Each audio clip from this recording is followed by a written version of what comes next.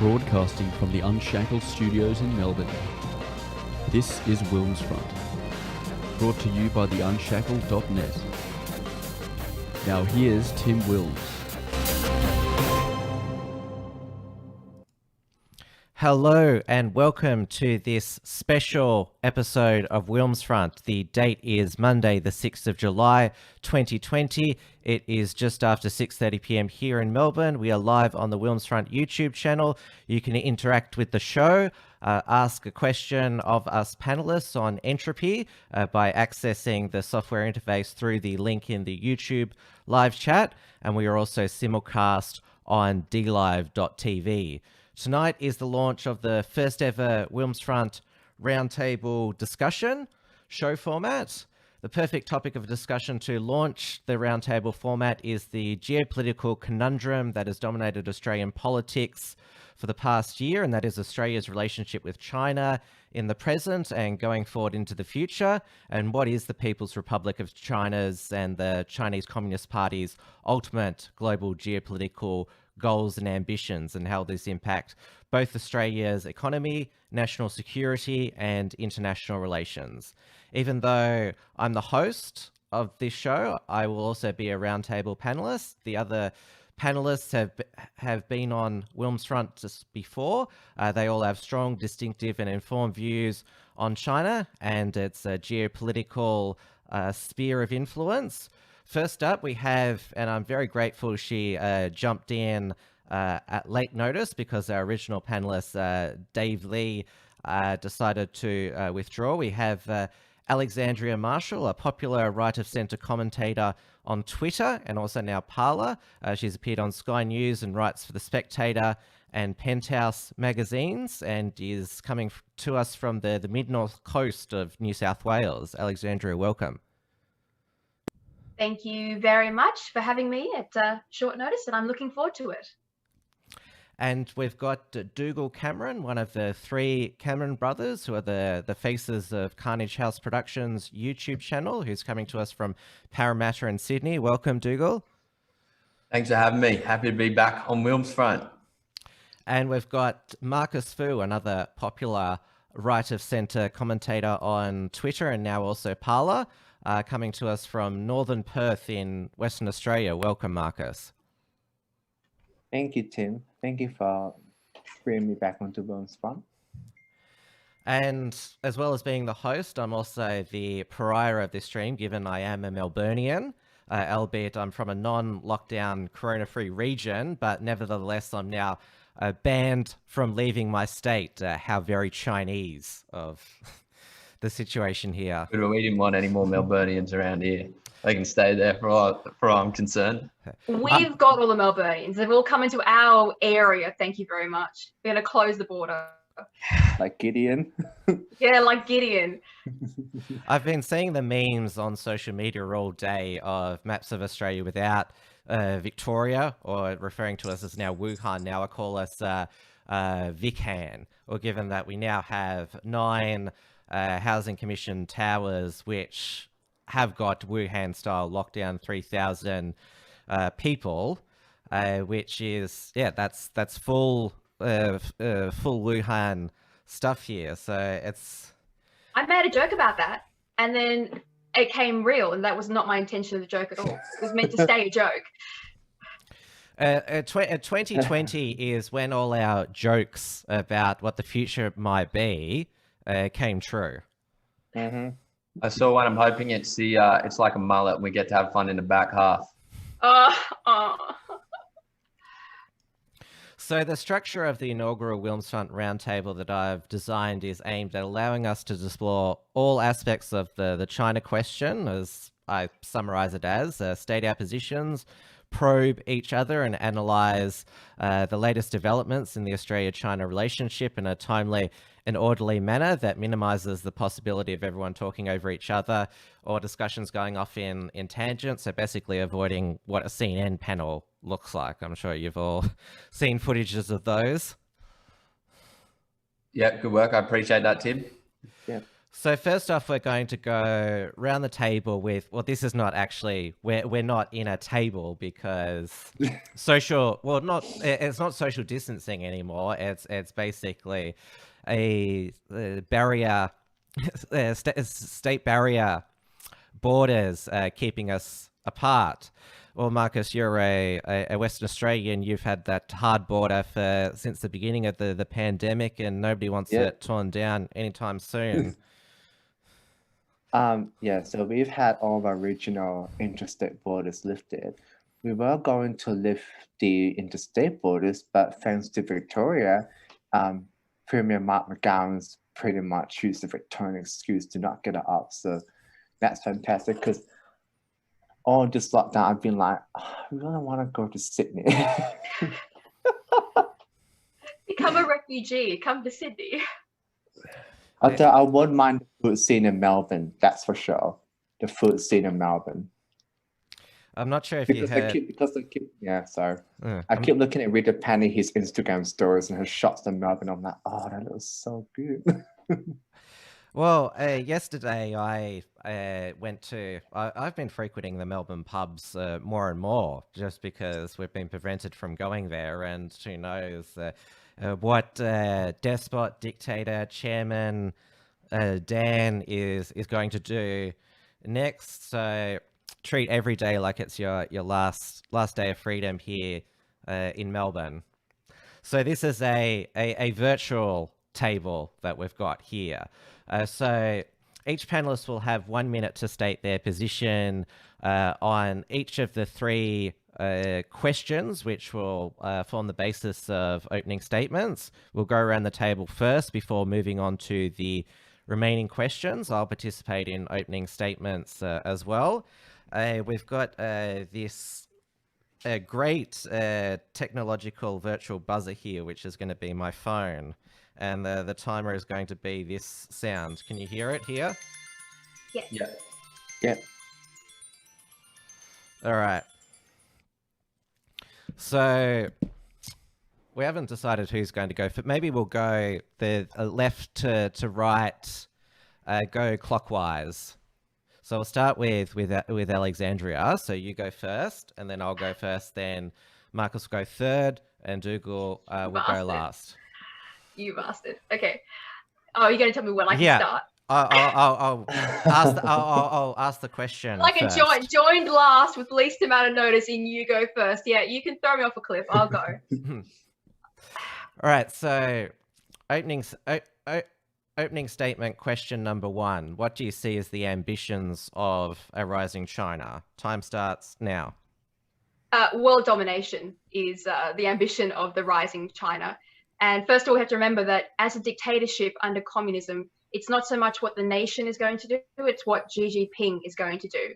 And he's been very clear, he's the rags to riches revolutionary in communist China who has gained full party control. He's a devout Stalinist and has described himself as the reddest of red. He's also paranoid about the fall of the Russian communism in the USSR, which he blamed on democracy and freedom of speech and capitalism.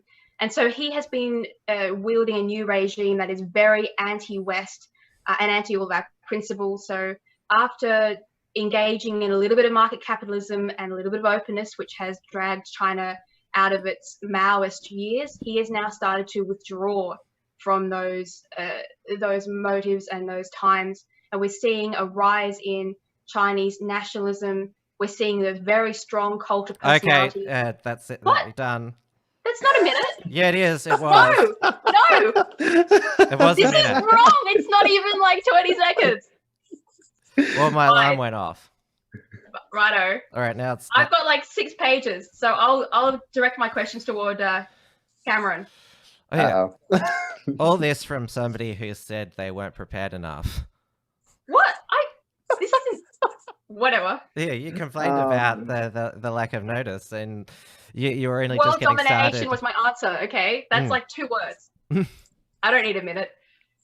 All right, now it's my turn. I've got to time and discipline myself, which I'm good at. All right, my time starts now. Basically, China is trying to avenge what they call the century of humiliation, which begins with the first Opium Wars and the British and the European Japanese colonization, which ended with the Communist Revolution in 1949. China for many years they put themselves behind, and they're also kept behind the bamboo curtain. They have been great in the past. The Chinese ancient empires and dynasties, and now they want to take their rightful place as a world leader. They're not into what we would say traditional colonization, but they definitely want to have as much influence as possible by any means necessary. Yep, and that was a minute exactly. All right, so next we've got Marcus. No. All right, all right, start now. Now, Marcus. I think that they want to be a global hegemony, which is why they're destroying Hong Kong, which is why they're going to try and take Taiwan next.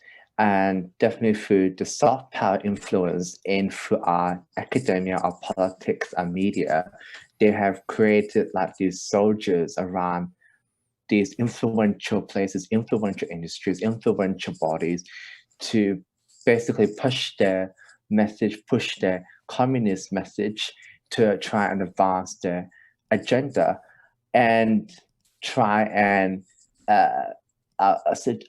try and change how we view China like push propaganda basically while they're colonizing different parts of the Indo-Pacific region, trying to attract different countries. It's all for the scheme to have a global hegemony. All right, time's up. That was difficult. Yeah. All right, now it's Dougal's turn. So we're saving. Before I start my 1 minute, I would like to fully disclose, as I usually do when I discuss China, that I have previously lived in China before under the sponsorship of the Chinese government and of the Confucius Institute. And as far as I can tell, I think that gives me a good insight into a range of things we're going to discuss. But I understand there's also a range of people who believes that makes me potentially a communist agent. Now, be that as it may, I also intend to take more money from the Chinese government in the future to live there. Now, I don't think that's going to affect my, that's not going to put a filter on what I say, but it absolutely does give me some extra experiential perspective on this, in my opinion. Now, I'm happy to start my 1 minute now. I've got to set the clock now after that. All right, go. Now, Tim's absolutely right about the century of humiliation. And what I would say is that if you circumnavigated the world, as Neil Ferguson suggests in his book, Civilization, you will find that if in 1400, China was the leading civilization in the world, and you would not have picked a ragtag bunch of Western European countries to end up controlling the world's economic output and control the world geopolitically. And absolutely, China wants to regain its world position. But I would depart from Alexandra and Marcus and Tim, and I would suggest that China genuinely emphasizes peace as it increases its role in the world, and I think has a range of. It gets a bad rap by a lot of people, and I'm happy to defend China on a range of issues where I feel the facts support that position. Yep, got it within a minute there, Dougal. All right, so we've gone around the round table once. So the second opening statement is, what should Australia's foreign policy be towards China? So Alexandra, you go. As my moderator Margot said in the chat, ladies first. All right, so your minute starts now. Okay, so Australia's foreign policy should be one of extreme suspicion, and they should be treating the circumstances right now as pre-war, because China's behaving very much like Germany did before the war. Now, we've got China that has been buying off and leasing our ports as basically military assets. We've got them in our airfields. They're training pilots in Australian airspace. They're using underhanded tactics with our trade negotiations, which is against WTO regulations, but they are still using trade as a form of political pressure, which they're not allowed to do. We've got people who have escaped China who are over here trying to tell our politicians about how much surveillance and pressure and harassment is going on inside the Chinese community on Australian soil. And yet there seems to be either an apathy or a naivety about China, or they are simply happy to take Chinese money by selling off our fundamental assets like our energy sector, which is almost entirely dependent upon China, the way we're going with our grid. Okay, minutes up. That wasn't too bad. Almost got it. It wasn't too There bad. were 3 You're complaining afterwards as well. The second time. Yeah, you don't get to count that. That's additional. I get that extra. All right. So now it's my minute. Go. Both Australian politicians and the wider Australian community are now awakening up to how China has basically began a secret war of influence on Australia. And this is not a war that we've seen before through, as we've seen, influencing our universities, through having front community groups in the Australian Chinese community. And we've enjoyed the benefits of the cheap goods and trade, especially our farmers, from China. It's fueled the prosperity throughout the late 90s, the 2000s and 2010s. But it's now, we're now realizing that it came with a price, and maybe it wasn't so great after all. I'm donned out now, but we need to, before it can get, it's going to get worse, and we've got to take the pain now rather than later. All right, Marcus, your turn now. Oh, hang on. I've got to reset the clock. Go. I believe that we should end the free trade agreement with China. We should decouple from China. We should also end the extradition agreement with Hong Kong because of national security law, which I must add, it does extend to non-permanent citizens outside of the Hong Kong region. And we need to take a more aggressive stance with China. We should have a Trump-like trade war with China, sanction them, have a magnitude law that will sanction human rights violators, sanction the CCP who are hurting Hong Kong, bring the Hong Kong refugees there, and have an incredibly skeptical, foreign policy towards China.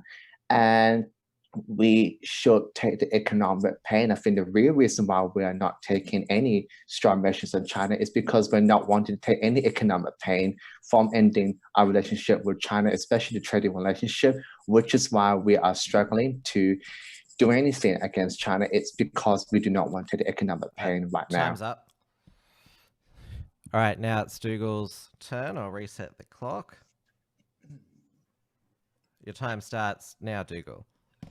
Well, firstly, I'd say I'm looking forward to the back and forth on some of the economic and security questions that have been presented so far. But as far as Australia's foreign policy towards China, the option that's never presented is actually to try and win over and persuade the hundreds of millions of good Chinese educated, asset-owning middle class that has been a beautiful story of the last 50 years.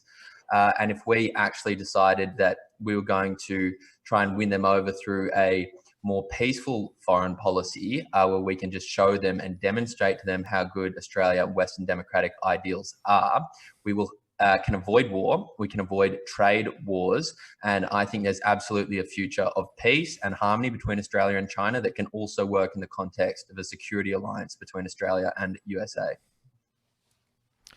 You got it with 7 seconds to spare, Dougal. So, final opening statement question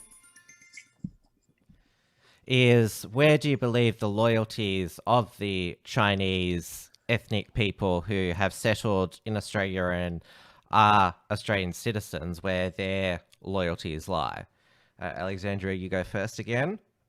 Okay, so there are two distinct groups of Chinese migrants to Australia. There are those who have fled China's oppressive and frightening regime, and they have come here for our democracy and to make lives with their families. We actually employ and know over the years some people who have escaped China, and they don't want anything to do with communism, and they are very much Australian citizens and members of democracy. Then we have those who are here at the behest of the CCP, particularly in our universities, who have all their family contacts overseas and are only over here temporarily, including inside our political systems, where there are people elected to our system who have served in CCP, particularly under foreign influence in political spheres as their job description. Now, those people clearly, as a member of the CCP and as part of the CCP regime, they cannot be trusted inside our Australian community. So basically my point is there are two very distinct groups over here at the moment, those with the CCP and those who have escaped the CCP. And our duty is obviously to those who have fled here to basically sanctuary. Time's up. All right, now it's my turn.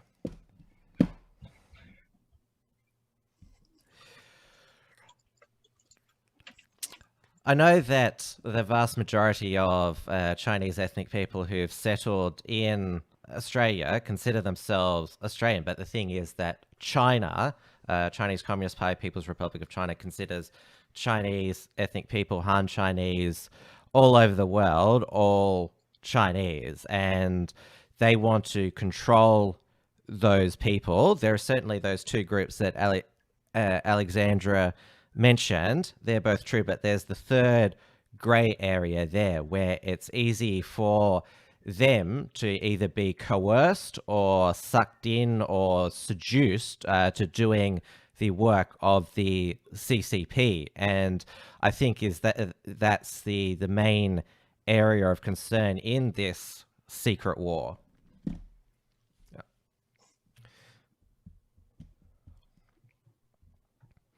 All right, Marcus, your turn now.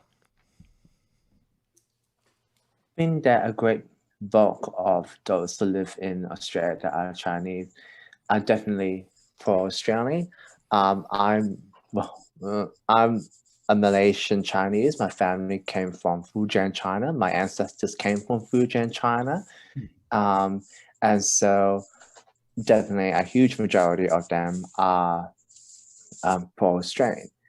I think the main ones that we have to be concerned about is definitely those who are in Parliament, such as Shakut Mosterman, whose home and office recently raided by the AFP because of Chinese influence. So those types of people, and such as Daniel Andrews, who signed the Belt and Road agreement. So it's them. It's them also those who are pro CCP in our communities, but it's also those Australians that are also pro CCP. So we've got to be careful of them. Time's up, Marcus.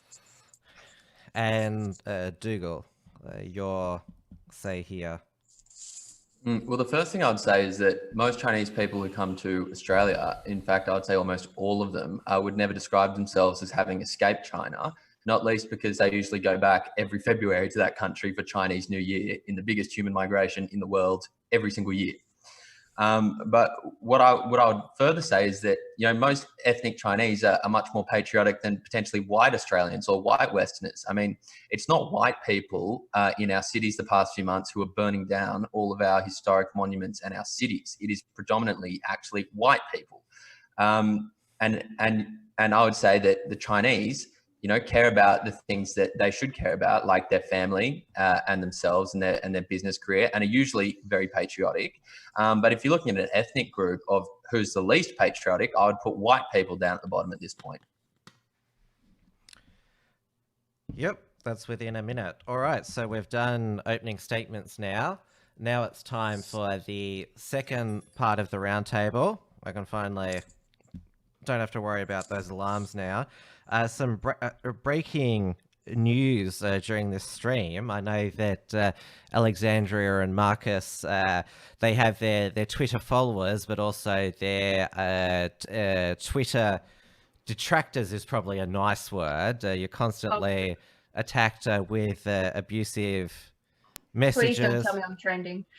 No, but you both retweeted tonight's roundtable. At last count, I've had 7 text messages from Twitter. Somebody is trying to hack into the Unshackled account by resetting the password. Oh God. CCP. Or it just could be enemies of you two. Oh, that's true though. Yeah. I mean, that is fair. I've had 3 weeks of solid death threats from Black Lives Matter, so that's I haven't. That's a yeah, but that's a I fair. haven't. I haven't had a single troll in like a long time. I'm free. I hate Because you keep stealing them. That's why. Yeah, they're on me at the moment. It's a nightmare. Well, you have, what is that, 14,000 followers, Alexandra. You have the most. How many are you on, Marcus? Hang on, I need to check. It's gone up since last month, 4,650, and it's gonna go up, I think. Yeah, so that's why Alexandra gets all of the death threats. She More keeps of a stealing following. them. I wrote an article on Black Lives Matter. I didn't get one troll. Stop Yeah, I taking did an them. expose on Antifa. That's what did me in. They put me on a list. And you're also well, Dougal's stripping off there. Do we throw money? How does this work? Virtual money. It's a bit too revealing. I've got these pythons hanging down. Someone call Steve Irwin. Oh, Ale- God. Oh God. You're in a very cold, it's very cold up on the mid-north coast, Alexandria. So is it warm in Parramatta, Dougal? Yeah, I'm shaking. I got the heater on in the back, so I'm actually. I thought I had to take off the Carnage House hoodie. That was branding, but I'm here for comfortability. Okay. Yeah, if you see me shaking, there's frost coming in from my window. I'm freezing. All right, so next segment now. I think we all got distracted there by Dougal. So next part of the round table is the probing of each panelist is allowed to ask 3 probing questions of either a single panelist or multiple panelists or the panel as a whole. There will be 3 rounds of probing questions in total. So each panelist has 3 questions, but as before, we'll go around the round table. So we'll have basically 3 rounds. Are you happy to go with the existing order, Alexandria? You get to go first. Yeah, I so have a question for Dougal. He knows it's coming. All right. I've been writing it while I've been waiting. Go. Can I go? Okay, great. So you mentioned, I thought it was very interesting, Dougal, your desire for the middle class to be convinced of Western ideals and for that to be the way of driving China. Now, if China wasn't under a communist dictatorship ruled by one of the most brutal surveillance and suppression mechanisms, which is the social credit system, which denies rights if you smile at the government or don't smile at the government, etc., then I might agree with you.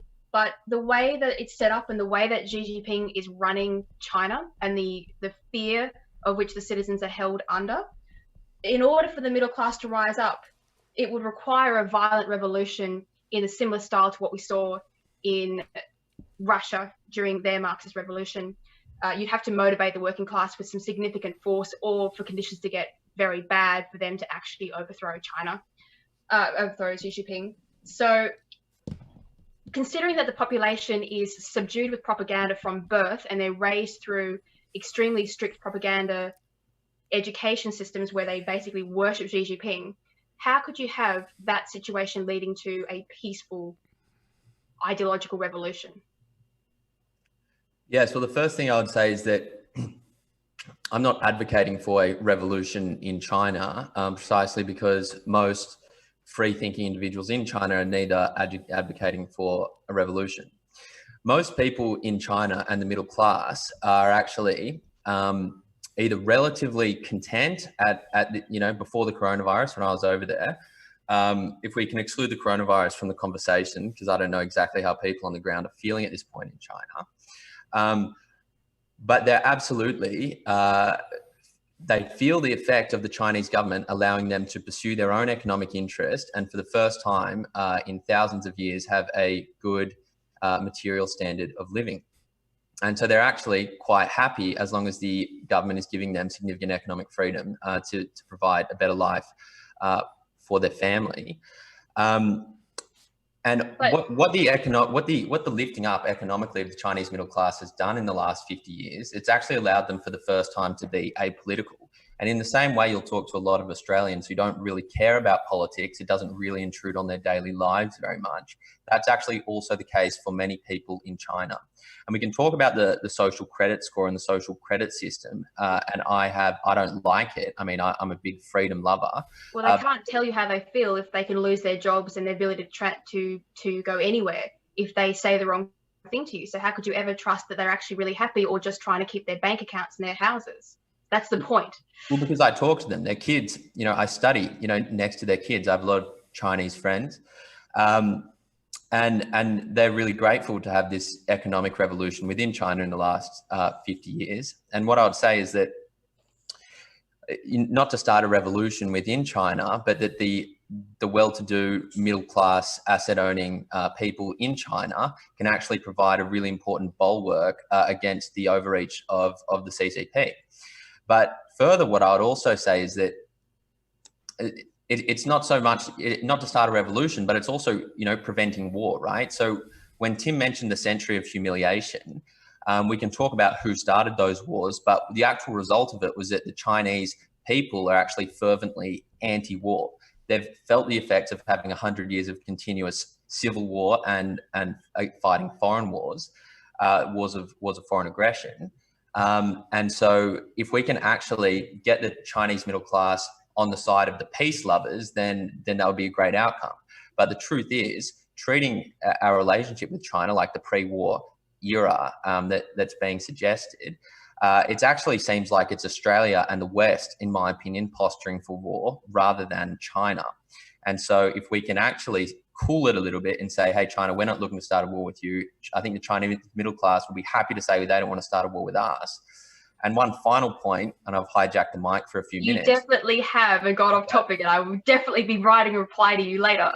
Is that, the Chinese do go through an education system and learn a history, for example, that is very pro-China. But if you look at what music they're listening to and what movies they're watching and who are the celebrities they follow, almost all of them are Western, right? So let's not pretend that they have this enclosed worldview like in North Korea where they don't know even anything outside their own borders. I mean, almost all of them travel. So many of them go to foreign universities. So many of them consume Western culture. Most of them have a relatively open-minded and I would say quite balanced perspective of the world. And I will make a rule now about the probing, because Alexandria did. Dougal's answer was long. There are no time limits in the probing, but Alexandria did make a supplementary question/comment. So no, because he went off topic. He didn't answer my question. Well, the short answer to the question was I'm not hoping for a revolution, and I don't want I'm not supportive of a revolution, mainly because I don't think the Chinese people want it, nor to be good for the Chinese people at this stage. But the new rule is no supplementary questions. So this is not parliamentary question time. But then again, I probably need to be a bit more Tony Smith in this regard and get people like Dougal back on topic there. But yeah. That's the rule going forward. Now it's my turn to. I'm not going to pile on top of Dougal just yet. I'm going to direct my question to Marcus because reason I invited you on is because you are of Malaysian Chinese descent, which the Malaysian Chinese they've been in Malaysia for almost over a century now, and the panelist I was originally going to have, Dave Lee, he believes that the ultimate loyalties of all of the Chinese diaspora in the world is to China, even the Malaysian Chinese. And we're seeing, especially with the coronavirus pandemic sweeping the world and sweeping Southeast Asia, a lot of racism, against the Chinese diaspora there, including in Malaysia. And obviously, you consider yourself an Australian now. You've also spent time in New Zealand. You recently went back to Malaysia during the summer period. So my question to you is, obviously you still have connections back to the Malaysian Chinese community. What do you think that that effect is going to have on the loyalties of Malaysian Chinese there? Do they feel that they're going to be run out of the country? And is that going to push them back into the hands of the CCP, or will they come here, such as yourself? There is a political organization in Malaysia called MCA, the Malaysian Chinese Association, and they've been part of coalition governments in Malaysia now. They've been part of the previous rather center party. I think it's the parties are complicated, but they were part of a coalition government that was in governing Malaysia since it split from Singapore 60 years ago. I'm not too sure on where the loyalties of Malaysian Chinese lie, but I do consider myself an Australian. I am an Australian. I got my citizenship last year. I don't like it when people overlap that all Chinese people are loyal to China. You know, they're not. I mean, I love Chinese civilization, Chinese upfront, Chinese people, and Chinese food. But I think that the main voice of my time commentator on politics, the main people who seem to be pro-CCP are actually those who have positions of power. And they're not always Chinese, right? You know, you had Sam Daxiao, probably the most infamous of them all. You had Shakuk Mosaman. You had the allegations against Gladys Liu. You also had Daniel Andrews. So I think the ones who are more pro-CCP are actually the ones that have positions of power. The business elite, the political elite, you know, the foreign policy elites, the international globalist elites. They tend to be the one that pro-China more than Chinese Australians.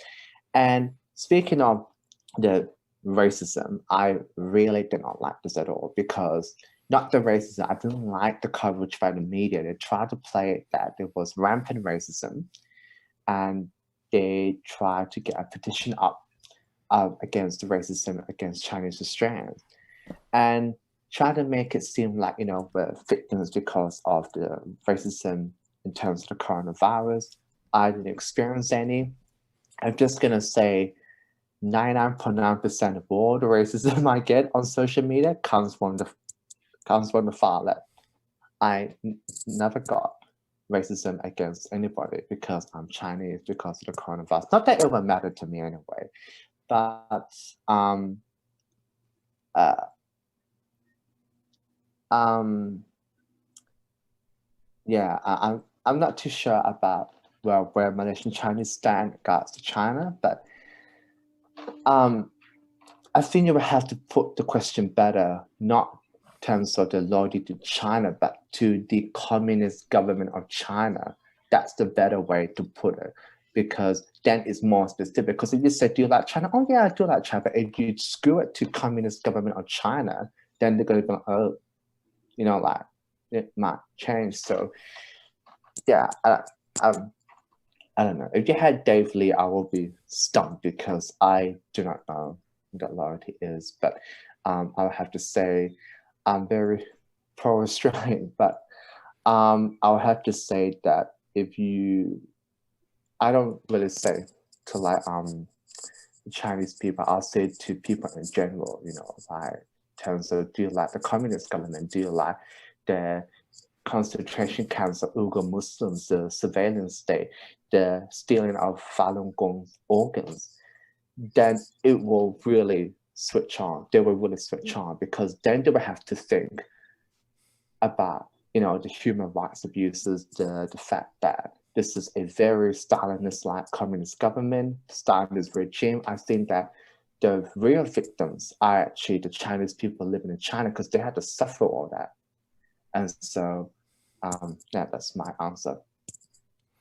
So to summarize, there's a distinction between Malaysian Chinese liking Chinese culture and Chinese communism or Chinese government. Okay. Yeah. Basically, yeah. So it's your... I hope so. I hope so. But the main point is that what I've seen, what I've noticed, the ones that have the ones that are more pro-CCP tend to be the ones with high positions of power, basically, who can be easily brought up, grifted. I mean, you had Nick Xenophon on the Huawei board, so I'm talking about those high positions of power who can be easily grifted off to China. Those are the biggest offenders rather than Chinese people in general. So yeah, like the Chinese community, it's the ones with the positions of power that are the biggest offenders, in my opinion. All right, it's your turn now, Marcus, to ask a question. I've had this question since the start for Dougal. It's not anything bad, but it's that I've longed to visit China, the temples, the landmarks, and I've longed to visit China. But under the national security law, I do not want to go to China because I'm terrified of being arrested. What is life like in China? That's my general question because I've always been fascinated by it. Well, my experience in China was a really positive one. I had a pretty fantastic time in China. Now, some people would say, probably quite rightly, that if you're a foreigner living in Shanghai, that might not be a genuine reflection of what Chinese life is like for Chinese people. But my experience was fantastic. I did quite a lot of traveling. I did want to go into parts of Western China like Xinjiang, where I couldn't go. But I found that I had a really insightful time, and I would still be there if it was my choice, if I could have actually passed the mathematics requirements of my economics degree, which I started over there, which I could not, which is because the Chinese people just seem to be a lot smarter than Australians and a lot of other people, which is one reason why they get it. But I had a great time, and I think you would probably like it. Probably not when there's a national security law that is terrible, and probably not that of my social media criticism against China. Well, it might be something to be worried about. Yeah, true. I couldn't tell you. Your turn for a question now, Dougal. Now, my question is for Alexandra, although I'm happy for it to be open to the panel. In terms of Australian foreign policy, should be treating China in terms of like a pre-war period based on, let's say, allegations of Chinese aggression. If the best examples you can come up with of Chinese aggression are throwing their weight around economically or trade sanctions, when you look at Western countries and us having boots on the ground in a whole lot of Middle Eastern countries where we shouldn't be, how can you justify that China is acting more aggressively against other countries in the world than Western countries are? Only because I ran out of my time limit. So I had more allegations underneath them. So I base my opinion on, and when I say China, I of course mean Xi Jinping's Communist Party of China regime, to be really clear, not a reflection on the Chinese people as a whole.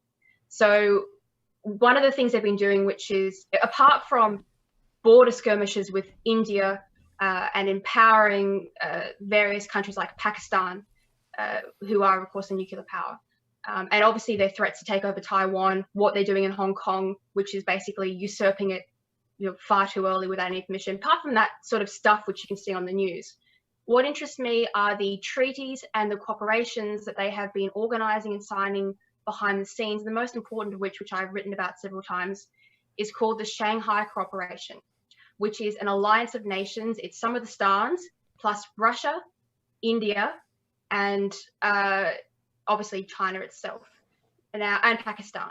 Now that allegiance is also in collaboration with the Arab League, so about more than a dozen Arab nations, with people like Iran sitting around the edges. Now what that is a non-interference pact. That means that they don't care about what the country is doing internally, like its human rights abuses or what it's planning for if it attacks another country that's not part of the arrangement.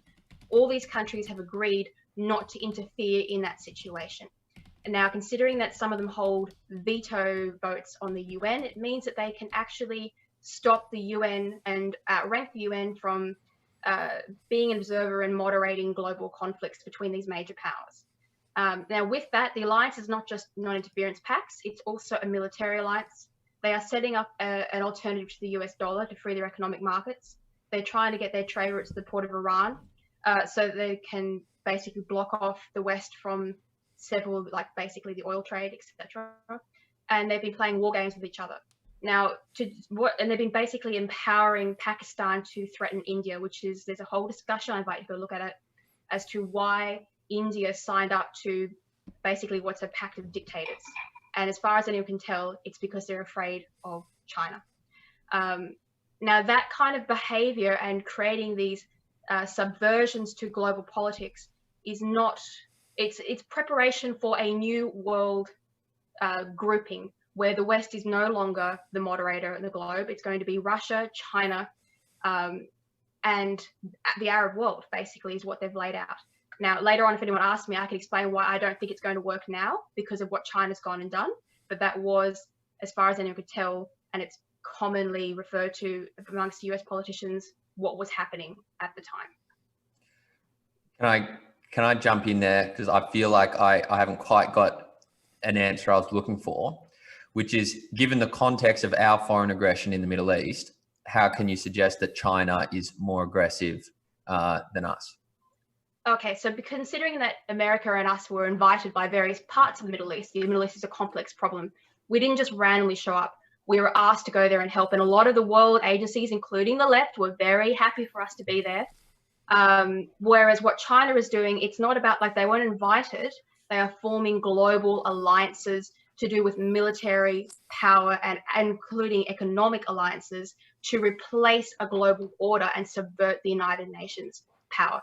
So that's why I draw it differently. It's not like a few individual skirmishes. It is an overarching new platform of alliances. It's like before the war when they realigned everybody.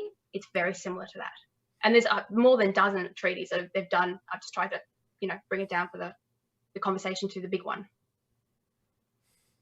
Does that help? Well, we can get into it a bit more. I think it might be somebody else's turn. Oh, yeah, it's Alexandria's turn now. Second round of questions now begins. Oh shit. Okay. Okay. So I was just trying to get some. Tim, I'll ask this to you. I was trying to find the article in that book I've got of essays of China, but I'll paraphrase it. There's a woman there who she teaches down at Monash University, and she was observing that in her classes for journalism, she had two distinct types of Chinese students. Those who were interested in the Western styles of open journalism, free print, and those who were studying from China, who had every intention of going home. They were there for the course credits. And aside from a problem of students buying their essays, and that whole problem she got there, she noticed that when those students were in the class, there was an unspoken suppression of speech inside the course themselves, where the students who were for democracy were suddenly afraid to voice their opinions because of the presence of some of the more CCP-oriented students. Is that something you've heard of before, considering some of the more notorious protesters and people being removed from university across the country in recent months? Like, is that something that concerns you, that you're seeing happen? Well, I haven't been to university in over a decade since I graduated, and obviously when I was there, I went to Monash Caulfield, and obviously there was large international student component, a lot from People's Republic of China, but it certainly accelerated over since then. I didn't study journalism at university. I studied commerce, but what you've said doesn't surprise me in terms of, well, in terms of what you said with the, I'm not sure of the the local ideology of this journalism lecturer, but it certainly doesn't surprise me that in modern journalism school that discussing a adversary to Australia, which basically the implication is that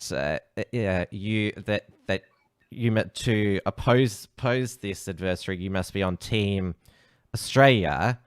Then, because we see in the current mainstream media crop, and especially the younger mainstream media journalists, they seem to take every other side except Australia's. And Tony Abbott summed it up perfectly when he was talking about the ABC at the time. It applies to the modern progressive. They take every other side but Australia. And so it doesn't surprise me that this is sort of the pattern in journalism school these days. Is that an answer that you're looking for? More that they've been throwing people out of university who speak against the CCP and use government funding to do that. Like that, there seems to be a pro CCP control of our students. That was more that's okay. I can address that if you want. Yeah. It's basic incentive for these universities. Don't bite the hand that feeds you, and they definitely make a lot more money off these international students than they do from domestic students. Universities are a business, and but the other thing is that universities, even though they get government money, are still private institutions, and so they still run their own kangaroo courts, whether it be kicking students out for criticizing the CCP or running those sexual assault tribunals as well. You've just focused on one of the a microcosm of much broader problem with the way that universities are structured in Australia, where they're with these perverse incentives. Thank you. That's perfect. Okay. Now it's my turn to ask a question. Dougal, are you cold now again? Yeah. All right. Is that your question? Yeah. My question to you. I'm still the host here, so you don't get to, what does it, count that as a question. Mm-hmm. I'm going to basically, since Dave Lee's not here, filter one of the things that he has said about you, is that because he's a China bull, and he basically believes that China is on the way to looting this country for their own advantage. And even though you've benefited, they've been very benevolent towards you and your brothers. Ultimately, you're still a white ginger. You're not of Chinese ethnicity, and they consider you just a useful idiot. Of course, you're going to see as a guest to China all the best parts of China. You're going to see happy people, and that they want to impress you. That's why they've given you those Confucius scholarships. It's like those British celebrities in the 1930s who came back from the Soviet Union and said, "We've seen the future as it works." And going on from what you said, that it's white people who are doing a better job at destroying Western societies than the Chinese. I consider you, in terms of and you just have to look at the chat. People are calling you apologist and a shill. You're just a bigger useful idiot for Western destruction, as Antifa and the Black Lives Matter movement. Well, who knows? I could be. I might be living in the Matrix where I don't know about it. But look, I don't have much experience with Dave. It would have been nice to talk to Dave today. I'm kind of flattered that he thought I was important enough to make some comments about. But he decided not to come and say them on here. As far as I'm concerned, I think we got an upgrade with Alexandra. But for, in regards to whether I'm a Chinese shill, if there's any points I raise which aren't factual or which seem dumb, I think let's talk about them. The term I used was useful idiot. But I would say that probably Dave, and along with the mainstream media and along with many other people, are the useful idiots of the deep state. I believe a lot of the anti-China rhetoric is being directly fed by the dumb Australian and American intelligence agencies. And I think that he might want to take a look in the mirror. Ooh. Ooh. I needed that sound effect. All right, Marcus, your next question. In fact, I might just throw one to the whole panel, actually.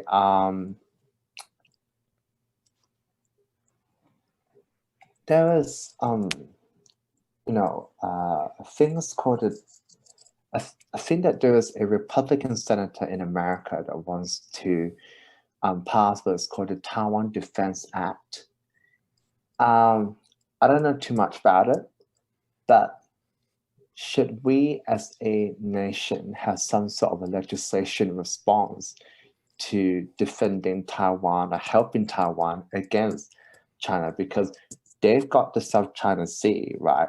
They've got Hong Kong. They're going to go to Taiwan next, even though Taiwan re-elected Tsai Ing-wen, who is very, very anti-CCP. Do you think that Australia must have some sort of a legislative response that will allow us to help us defend Taiwan or help Taiwan in some sort, like a Taiwan Defense Act? Do you think we need that as a nation, or do you just think just do it as normal, like keep the status quo? That's my question. So we'll go with the China Hawks first. So I'll start with Alexandra, then I'll say my piece, and then Dougal.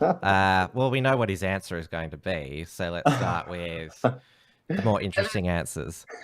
Oh, poor Dougal. Okay, so how do I explain this? China is testing the waters to see what it can get away with in the way of military aggression. So you're watching them with border skirmishes in India, which I have a whole thing about what that will actually mean. Hong Kong particularly is a test case about what the world will and will not let China do. So with Taiwan, they've already expressed their desire to almost immediately take over Taiwan by force. Now, whatever the West decides to do, they'll have to be, if they say they're going to stop them taking over Taiwan, they'll have to make sure they do it, because China will test whatever they say they're going to do. Because China's trying to work out what it can get away with. If it can take Taiwan, it will take Taiwan and continue on. So it could be like a new Poland if we're not careful, although I think that might actually be to do with India. But yeah, it could be. We have to make sure we're on it. So I went onto Twitter to find the act, and the Taiwan Defense Act, if passed, will require the US to be able to defeat an invasion of Taiwan performed by the PRC. So that's basically what it is. Do you think, so let me just make the question more specific. Do you think Australia needs that kind of legislative response to be able to defeat any invasion of Taiwan from the PRC? I think Australia should do that. Yeah. But I'm not convinced that our politicians that are in power will. True. Oh, to prepare. Yeah. Yeah. So you mean to prepare the legislation? Sorry. I'll go next, and where myself and Dougal do agree that Australia has no business in all these foreign wars in the Middle East, and just like as they're known, the Groper Army now, they're the America Firsters. They want an America First foreign policy. I want an Australia First foreign policy. So the Middle East, all those thousands of miles away, I don't see why we need to be there. But the Asia Pacific is our region there. And part of an Australia First foreign policy would be to make sure that we put a stop to China they've started with the islands in the South China Sea, which is an important trade route, because there is going to be, I know a lot of people think that we can directly just go back to all local manufacturing, but there is going to be international trade, and even if it's not with China, it still goes through regions which are China's sphere of influence there. So it's definitely in an Australia First foreign policy to make sure that China does not take Taiwan, because we know that they're not going to stop at that. But in terms of legislation, Australian foreign policy has always been made at the executive level. For example, the most controversial foreign policy decision in the 21st century was the Howard government's decision to invade Iraq. He didn't need to go to Parliament to go to war. He could just do it there. So, but the US is different, because the president needs Congress's permission to have a declaration of war. Sure. Yeah. All right, Dougal. Well, I would say I don't know that much about Taiwan, truthfully. I wish I knew more. My understanding historically is that the nationalists, after losing the civil war in the mainland, then went to Taiwan and started their own country. And Taiwan almost became like what China could have been if the Communist Party didn't win.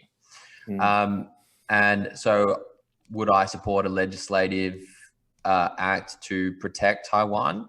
I think probably we should protect Taiwan in the same way we would protect any other country from an invasion.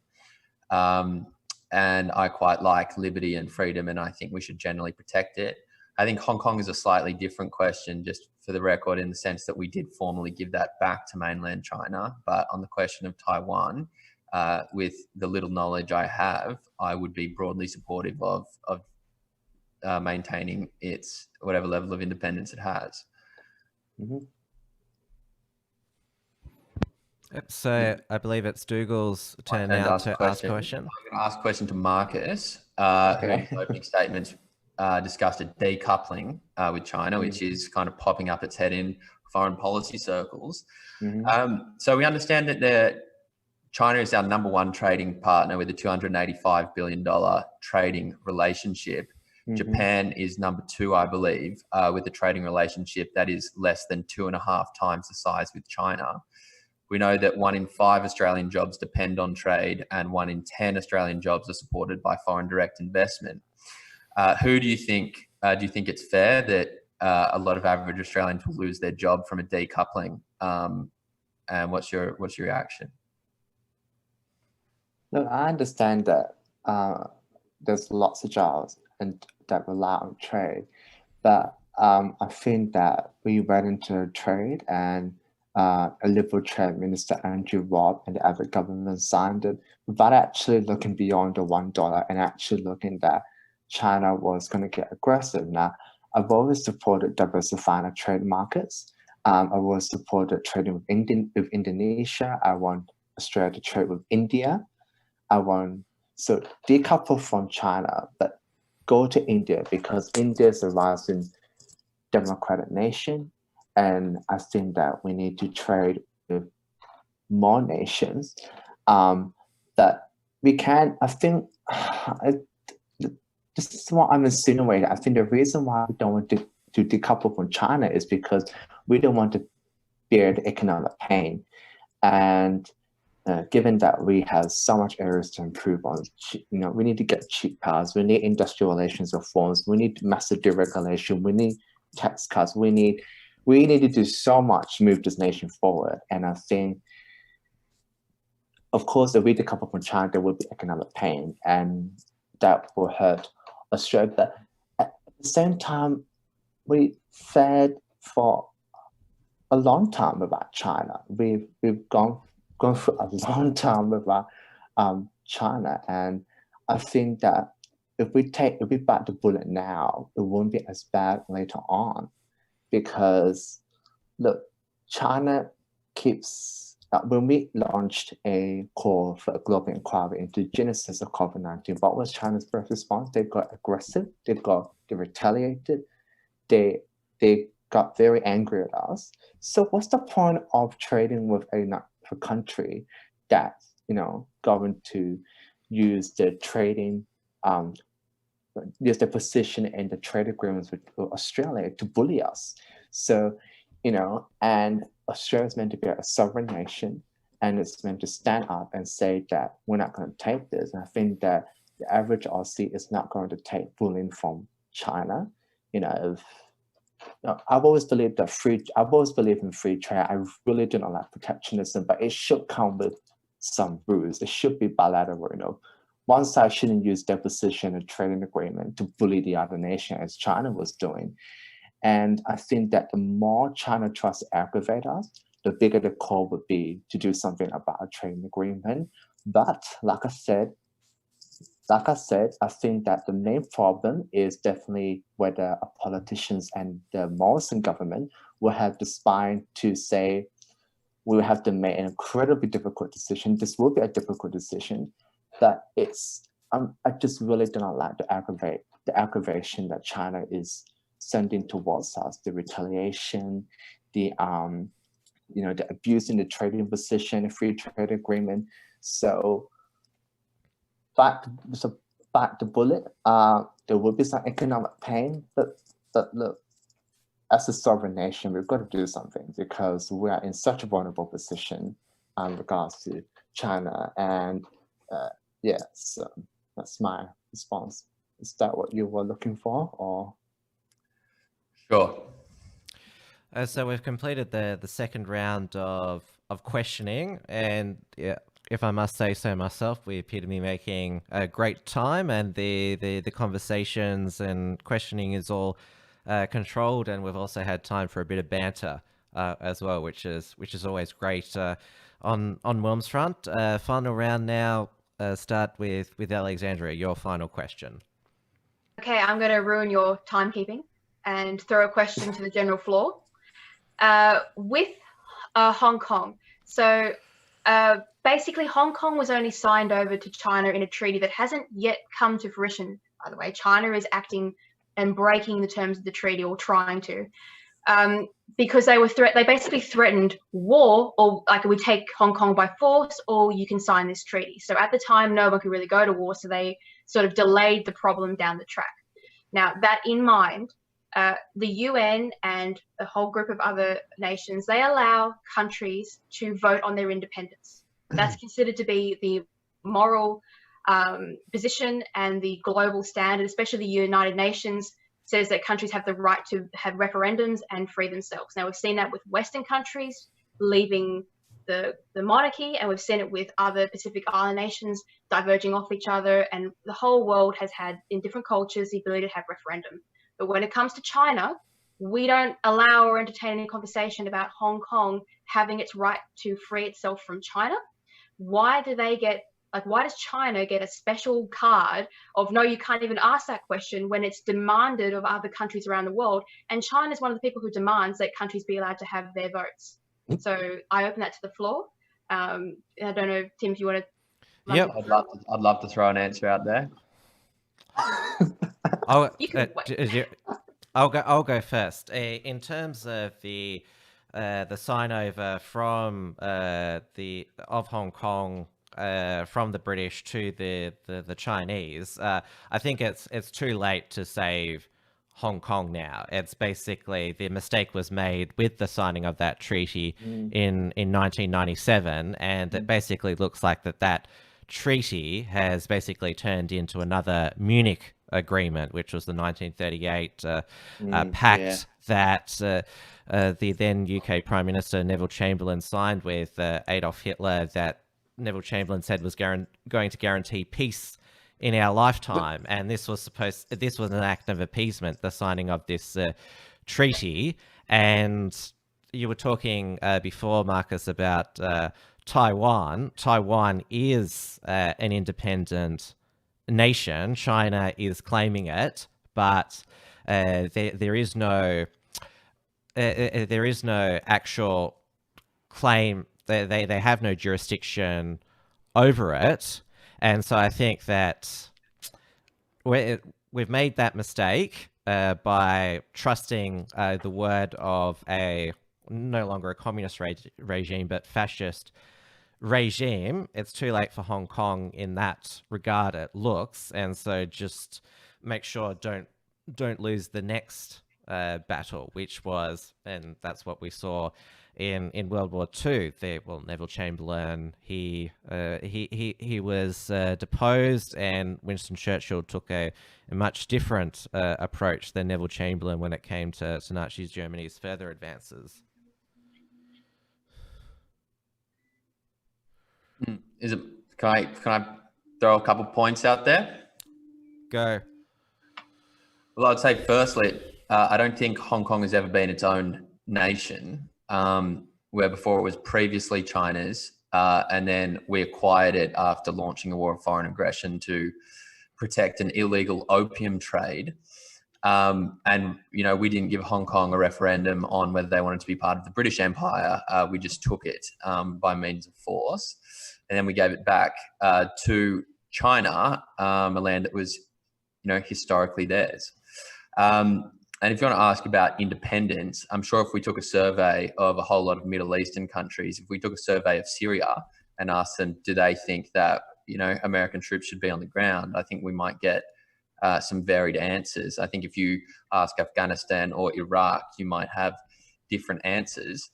And so I'd firstly say that I think Hong Kong, I mean, if we're saying we should give nations the right to vote, I don't believe Hong Kong would fall under that category.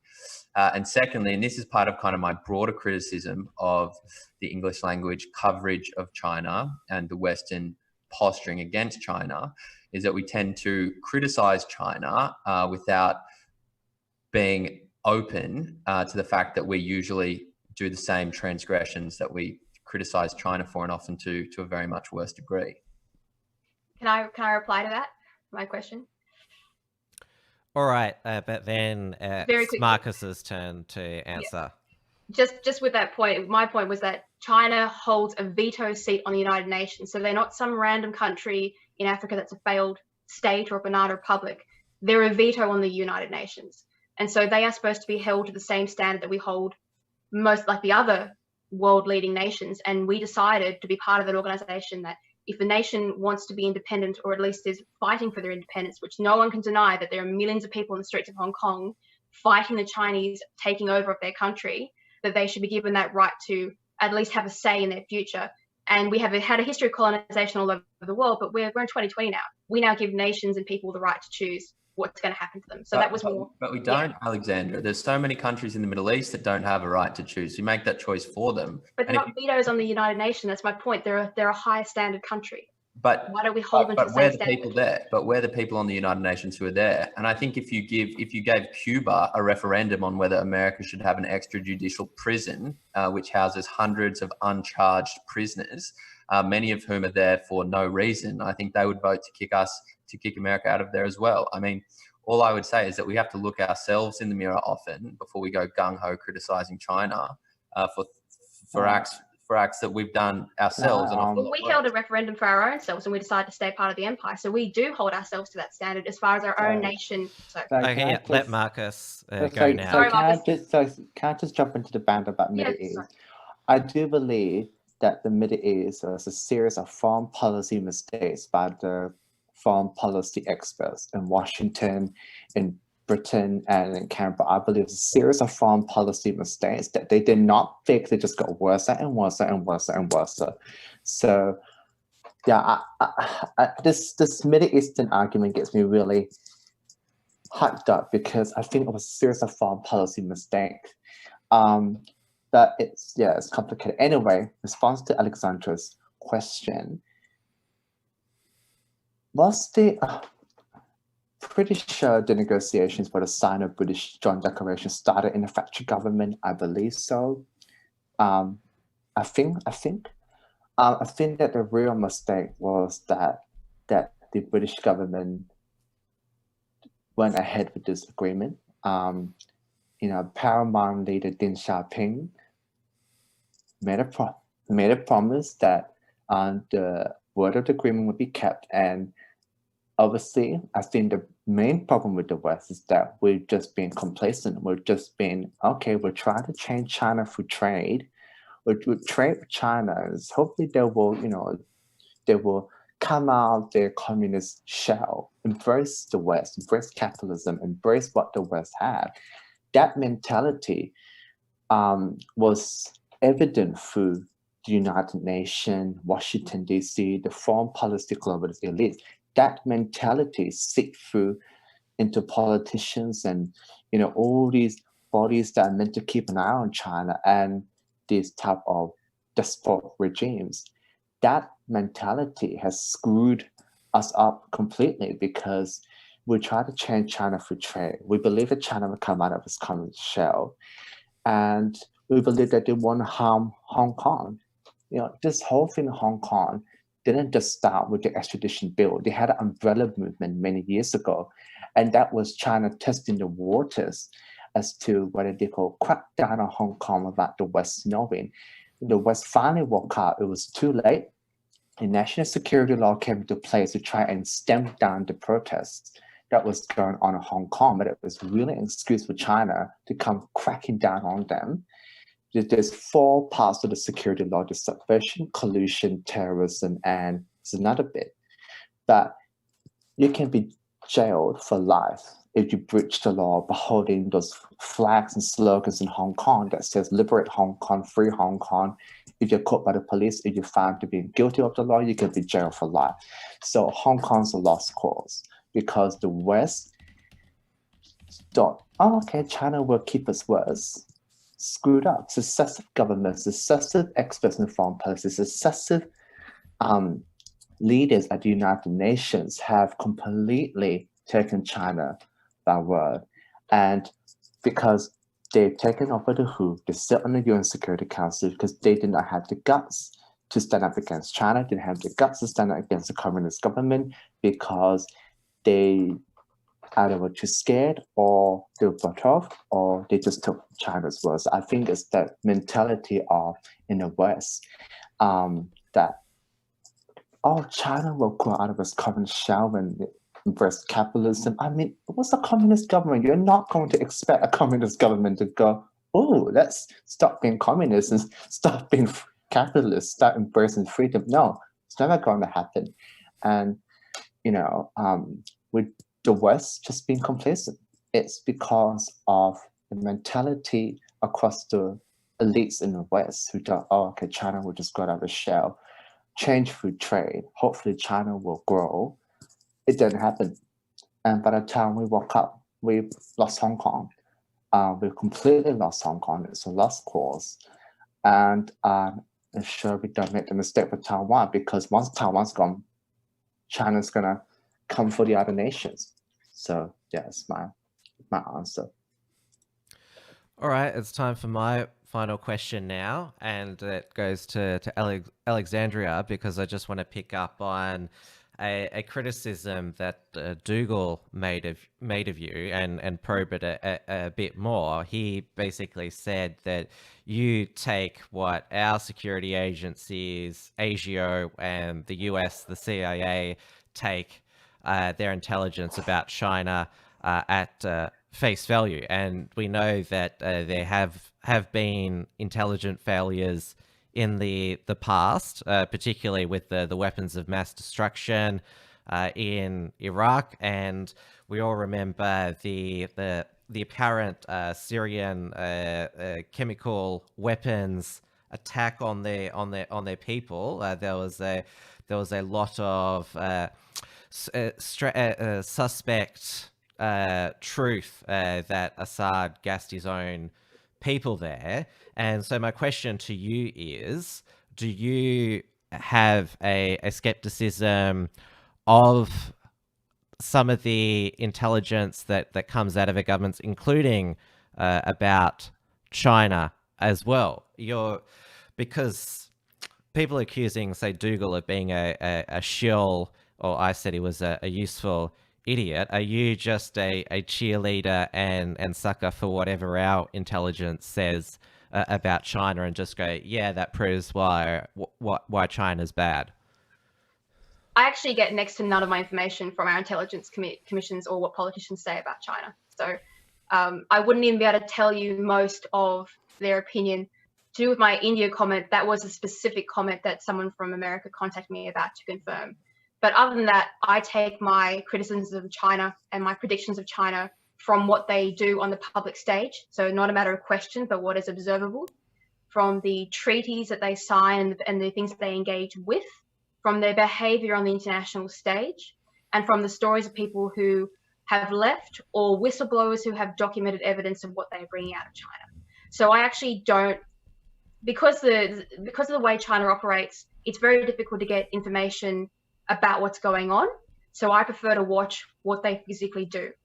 And because you can't misrepresent that, it's pretty clear what they're actually engaging in. And I prefer to base my assessment on China from that. For example, what they're doing in Hong Kong, their open declarations against Taiwan, that kind of thing is how I base my thing. So I wouldn't be shrilling for the US security intelligence because I don't even know what they say about China.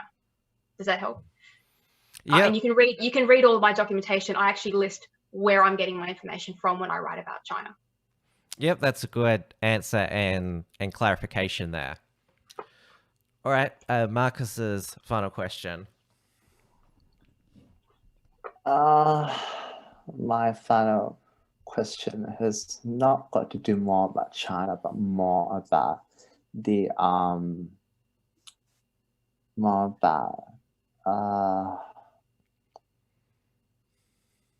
know I really have not thought of a question. Maybe I'll I don't know. Do you want to just pass? Really adamant to get a question out.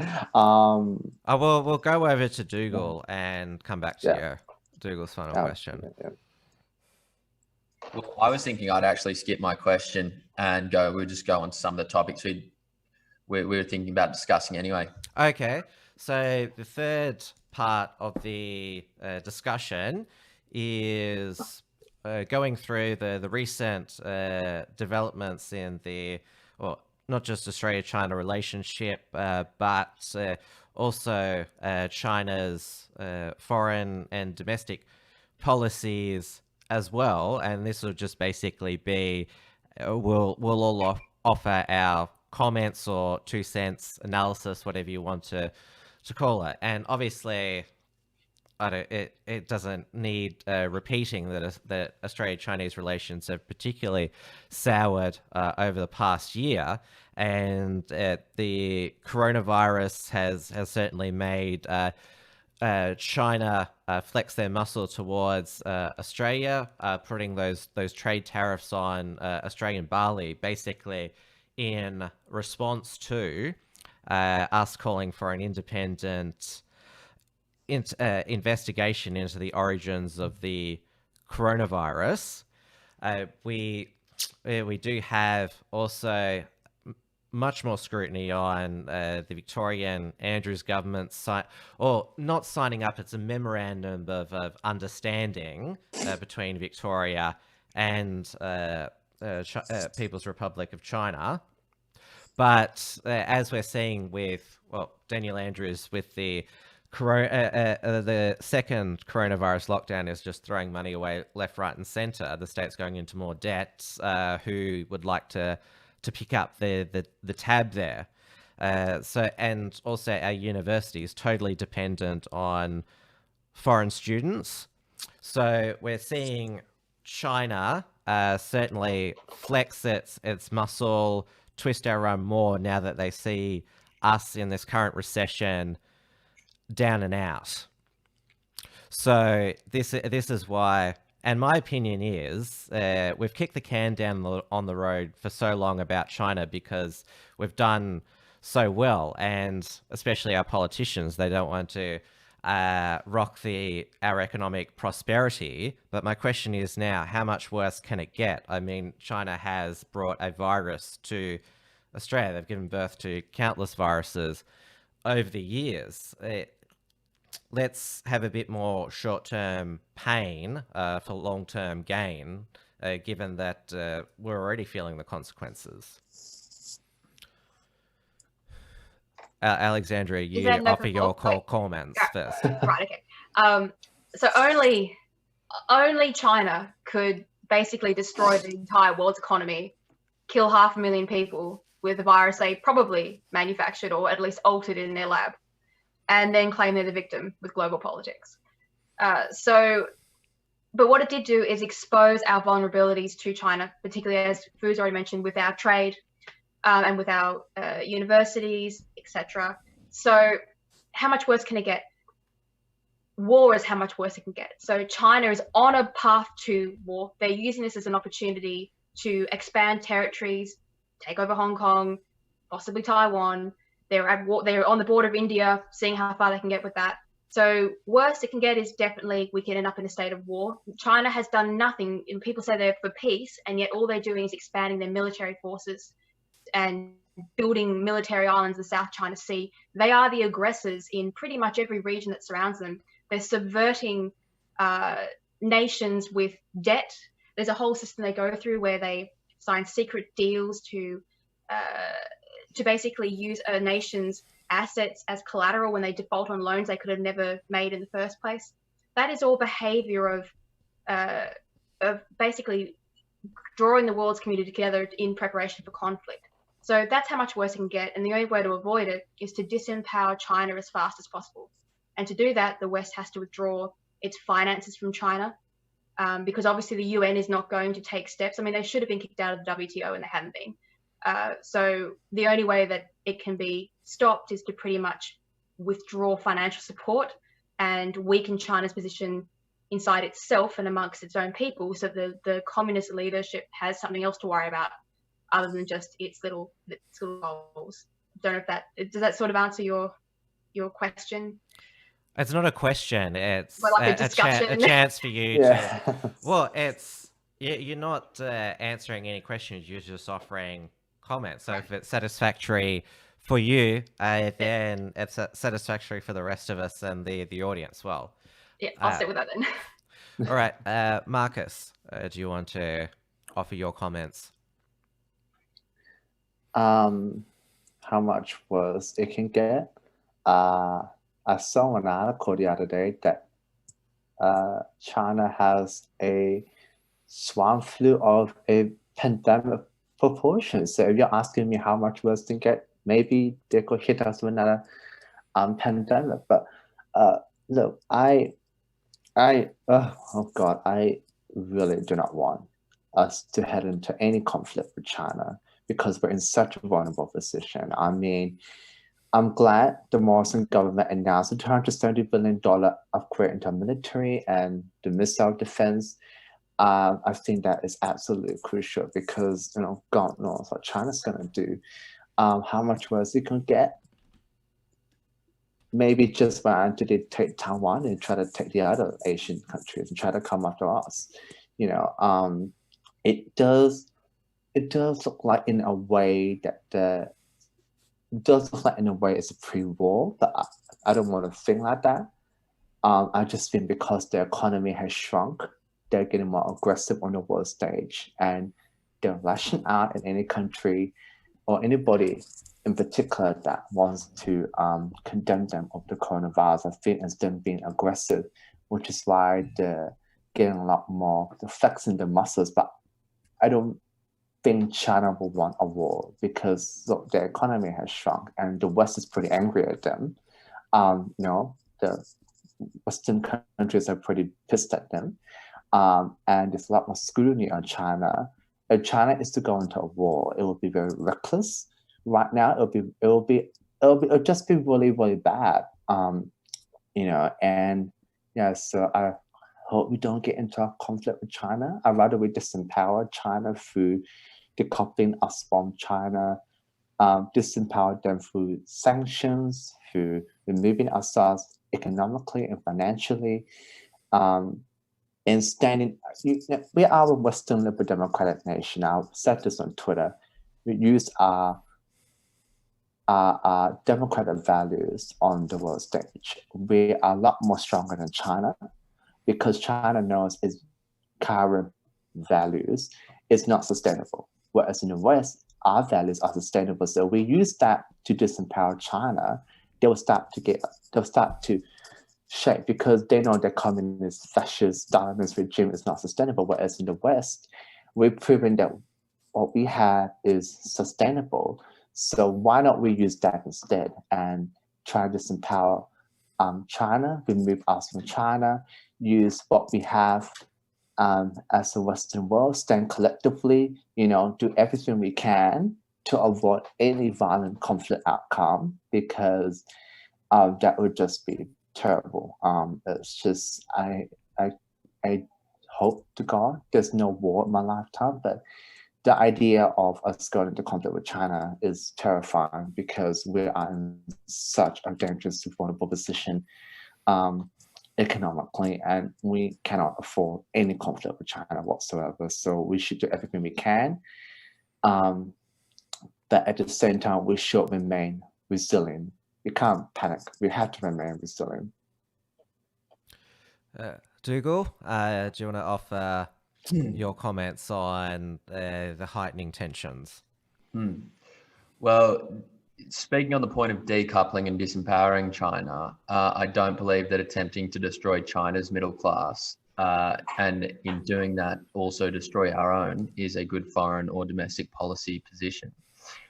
In terms of the virus on China, if you look at the economic data, China has been by far the worst hit in terms of the numbers I saw in GDP, in terms of GDP contraction.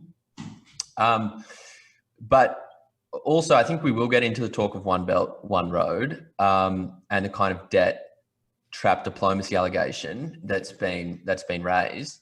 Actually, the Sydney Morning Herald, which I regard as potentially the most anti-China newspaper in the world, even ran a piece on May 2nd, which said that the debt trap diplomacy allegations are fake.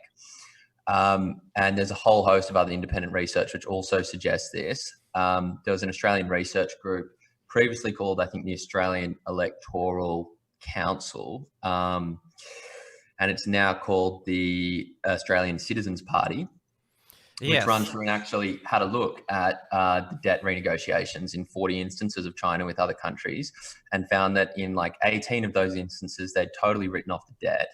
And in most of them, the renegotiations actually turn out to favour the borrower. And when you are China and you actually provide a loan to a different country, let's say in an African nation, the people taking the risk aren't actually the Africans. The people taking the risk is actually China, because it's their capital invested in Africa, and at any time those African countries could go and nationalize those assets if they wanted to. And the truth is, a lot of these countries can't get loans from either the UN or the EU or the IMF, and they have to turn to China. Or alternatively, they actually feel like the Chinese loans are better than the kind of strings attached loans and economic restructuring plans that are tied along to the loans provided by the IMF and the EU. And they feel like the self-interest motivation of China in providing these loans is actually much more preferable than the ideological ties which are associated with the EU or UN loans. And be that as it may, whether you agree with the ideology or not, that's what's happening. And I think it was the Foreign Policy magazine who had a guy go through all of these countries and said that the English language coverage of the One Belt, One Road is totally different to how people actually feel on the ground in those countries. They actually are really positive about those loans.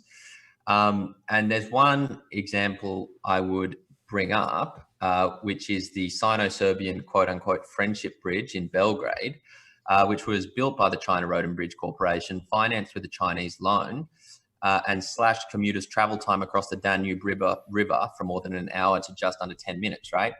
So it's actually China who's taking the risk in offering these capital loans. It seems that the people on the ground are really positive about it. And what's often overlooked is actually that it takes two parties to agree to a loan, right? It's not like China just says, all right, we're going to put our ideology and our money into your economy and we're going to take it. It actually has to go through the kind of self-interest test of the second party that actually agrees to take the loan as well. So I think that potentially I've deviated away the discussion a little bit, but I did want to kind of defend the One Belt, One Road, which has been wrong, though at least the coverage on it has been wrong. And I think that to go back to the original point I wanted to make is that if China launched the virus and decided to try and crash the world economy as a way to expand its own power, it's obviously backfired, and it was probably such a dumb foreign policy decision that I don't think the actual smart people in the CCP would make it, right? Because the amount of angry people in other countries, the amount of let's say ammunition that's given to, maybe anti-China, I don't want to say anti-China, maybe that's mean, but anti-China commentators or groups in other countries, right? It's actually a terrible marketing ploy, a terrible foreign policy decision, and has actually resulted in China being the worst hit economically. So I don't believe it was a kind of malintentioned attempt to go and try and take over the world. I've just looked up some stuff just for that. So Chinese companies through this debt trap now control 76 ports in 35 countries and have given over $55 billion in loans to countries in the Pacific like Tonga, Samoa, Vanuatu, and Fiji, which they cannot repay, and which they are not allowed to see the contractual arrangements with them. So just to give you an idea that this is happening, it's not fake news. They are taking collateral for defaulted loans in the form of military strategic ports across the world. And there's a whole other list in Africa, but I just thought I'd bring that one up. Alexandra, when you get a loan on a house, what happens when you can't pay it back, right? The bank comes and takes your house and sells it. I mean, I would happily defend China in doing whatever the agreement says, assuming that country, signed it of its own free will.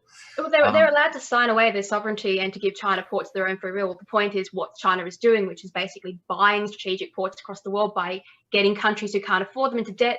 And most of them are led by unscrupulous leaders who have already been charged with other counts of fraud, particularly in the Pacific Islands, where there is a long history of unscrupulous behavior from the leaders themselves. So when China goes, here's $55 billion, they don't care. They sign them over. So it's not whether they can do it or not. Everyone knows that China is full within their rights to do it, and the ports, the nations can sign up to it. The question is how China is targeting certain poor nations who are vulnerable across the whole world, giving them money that they know they can't repay, and then taking assets in payment. That's the premise. Not that it can't happen or shouldn't be allowed to, but it's happening. And also don't forget that, they might have to go and ask China for more money. So that just puts them in even more vulnerable position. Well, what I would say is, especially in the Pacific.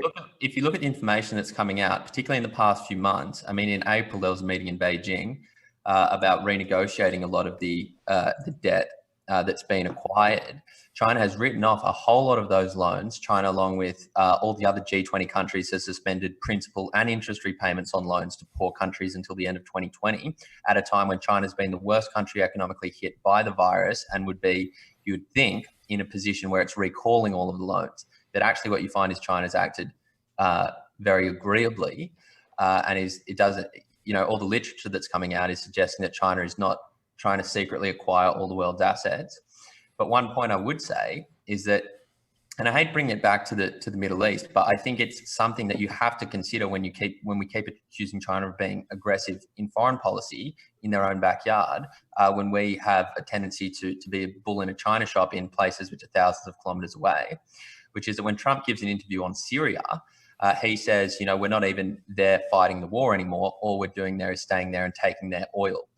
And I think that what that suggests to me is that a lot of the allegations against China of being a bad actor on the world stage are misguided and selective. Well, first of all, can I just, Infrastructure Bank, or just the Asia Infrastructure Bank is the one who actually funds these ports and the debt finance, but the World Bank goes guarantor on the Asia Infrastructure Bank.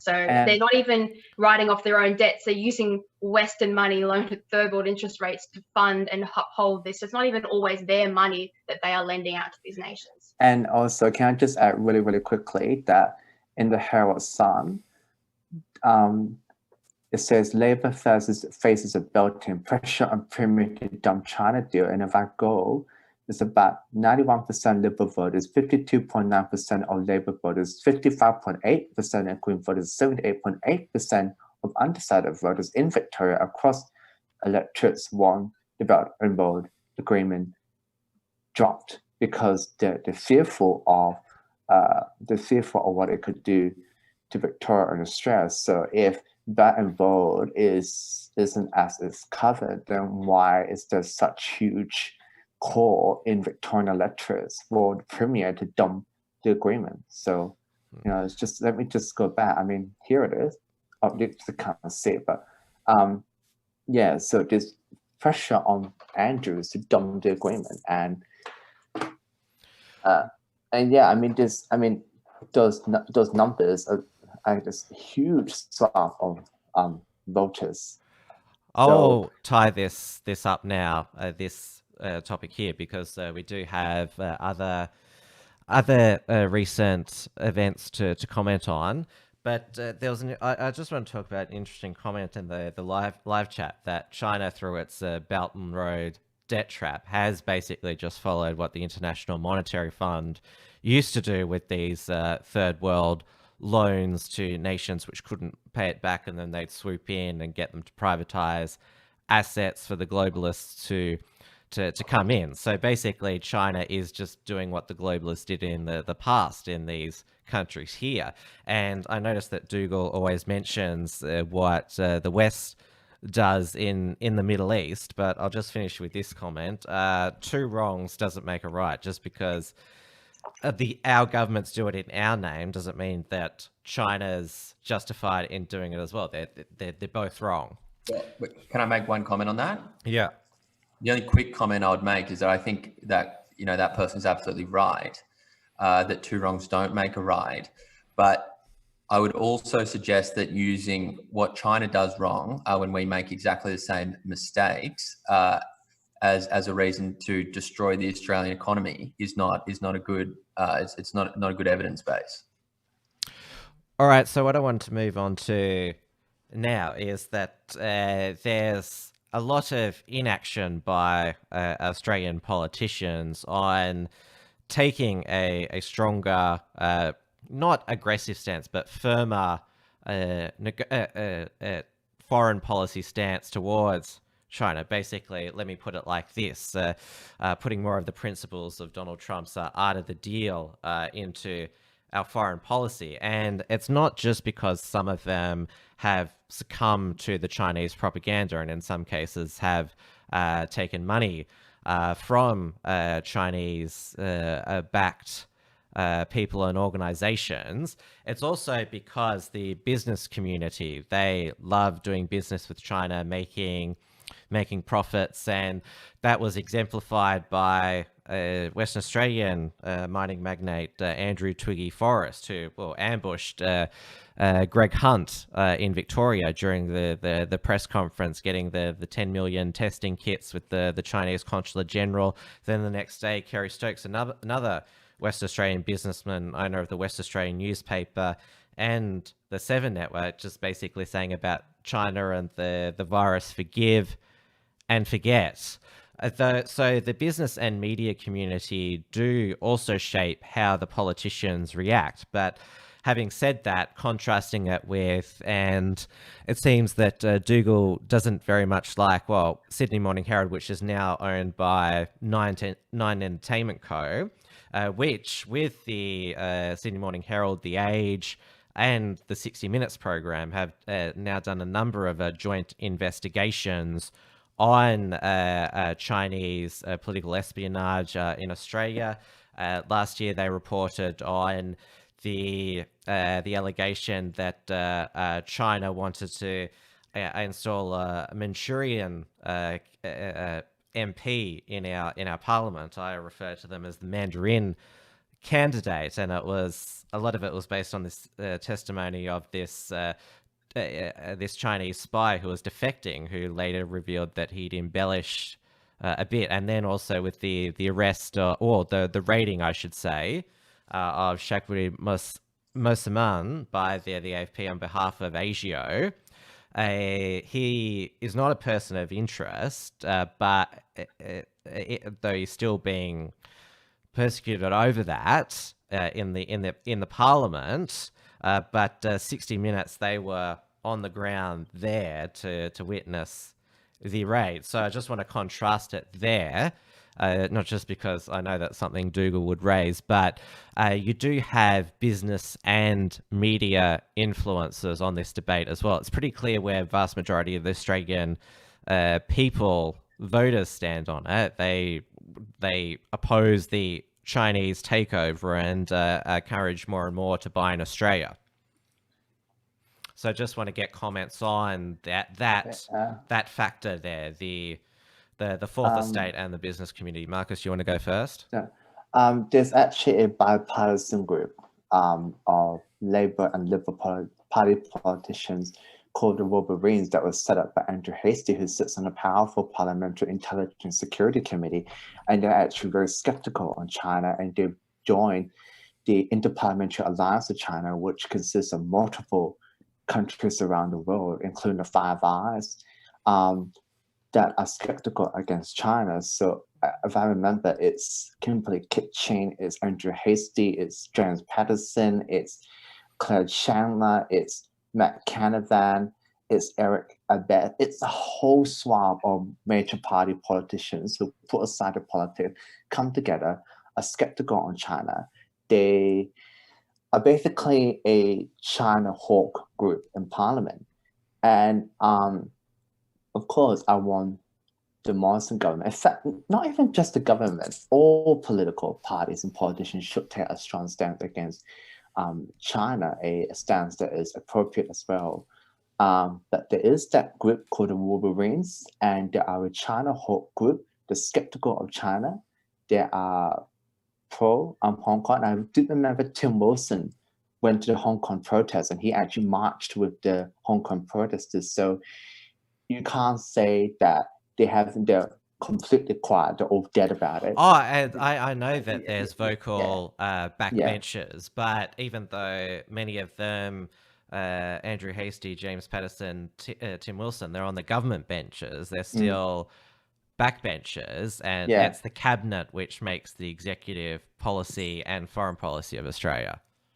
Yeah, true. So obviously there has to be greater pressure from the backbenchers onto the front bench, because if there's anything that would make the Morrison government nervous, it's because, remember, they're on a slim majority in Parliament. You know, it takes 1 or 2 MPs to cross the floor and they're defeated. So obviously there has to be greater pressure from it, but also from us. You know, we had to bring up our parliamentarians, write them letters and demand that they take a stronger stance. If we stay quiet, they're not going to do anything about it.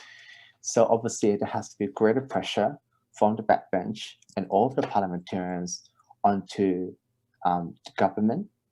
But call me a Liberal Party shill, I think that Morrison is a reasonable man. I think he knows that the Australian public is starting to wake up, starting to get a bit more skeptical of China. So obviously we have to keep that pressure, pressure up. You know, obviously continue to speak out, and we have to keep the pressure, and especially call our federal parliamentarians, and you know, just keep that pressure up, because of course majority of the Australian public are very concerned about this, and we'll be right to increase the pressure. So I mean, obviously there's other ways, but that's one way. Dougal, you can go next, given that I gave you an opening there about the media. All right, Alexandra can go next. Okay.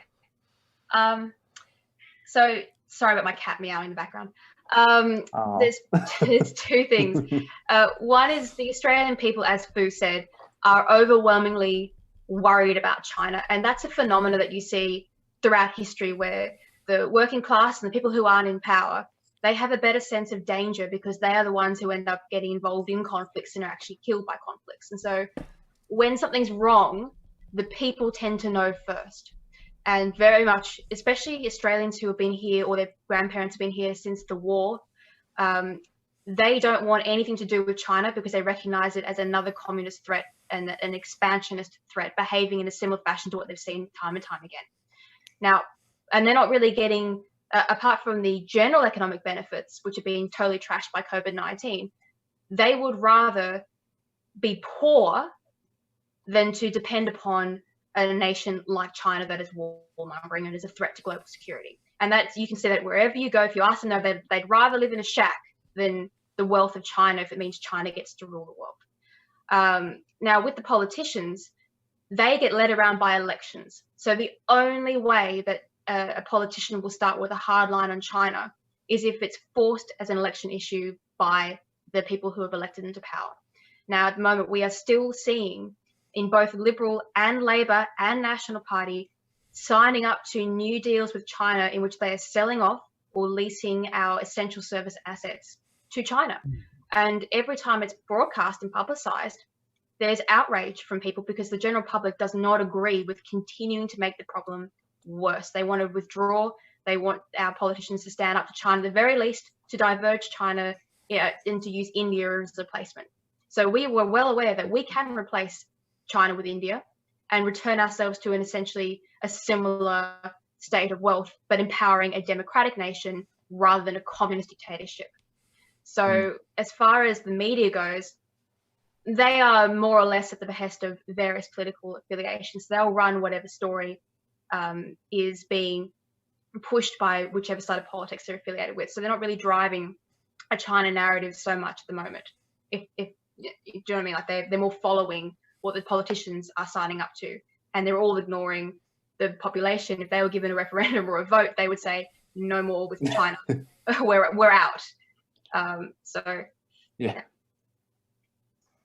Everyone's noticing the amount of times you've exited the screen, Dougal. Is that, and we're all curious now. Have you got some CCP agent just out of camera there, and you're just going off to sort of get the next talking points? Or, well, when I say CCP agent, I probably just mean your brother,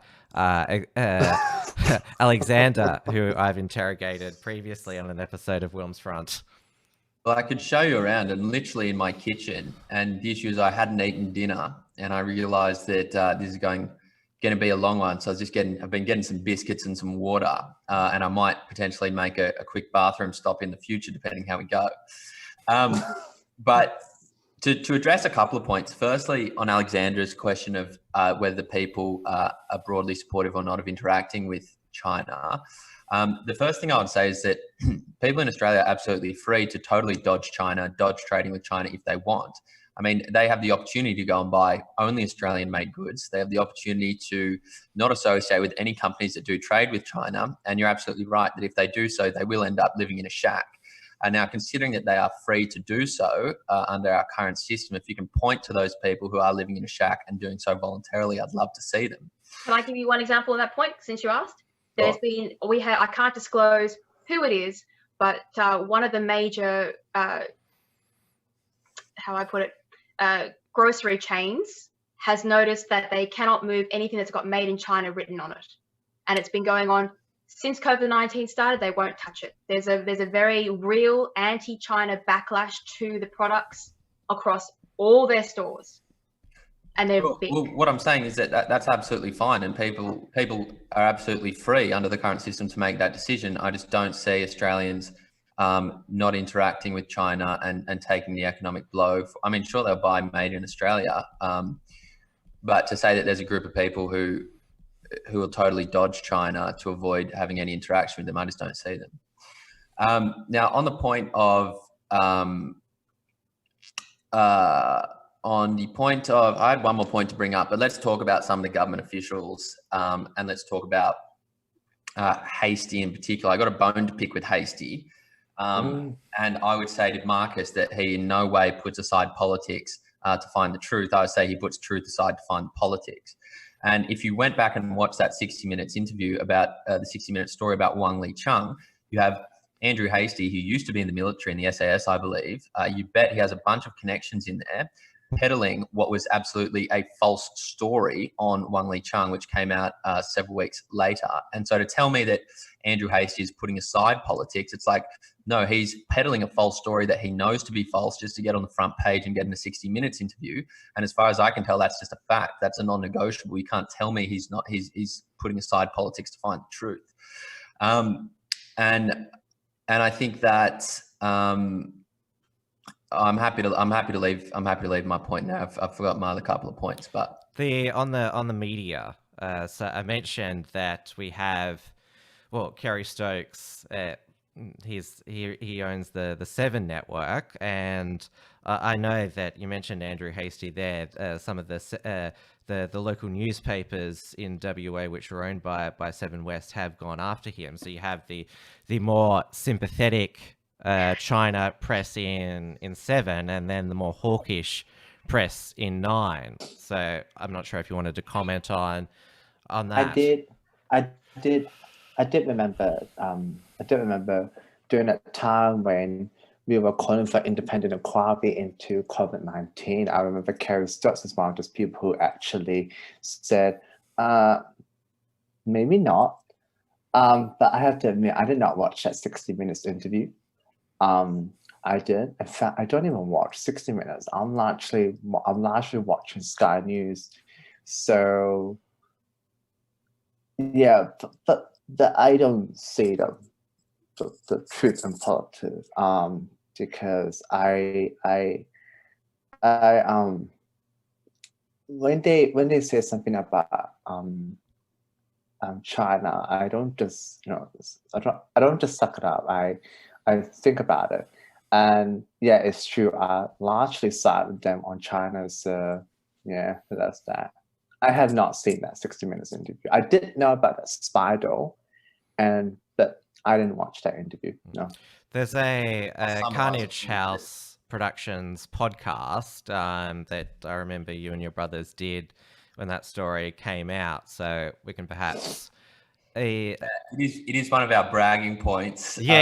And I noticed that you also had a jibe at me on that podcast as well, saying, see, Tim, you got a bit sucked in as well. Yeah, sorry, we've been joined by a cat. Sorry about this. Well, that's okay. I'm sure she's cute.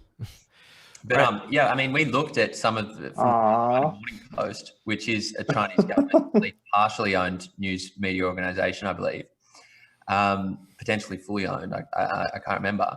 And they came up with a bunch of criticisms about the Wang Lichang story, which basically all proved to be true. And as is the case with a lot of Australian fake news media and American fake news media, you'll get a front page allegation and then like a page 50 retraction, which was the case again in like this.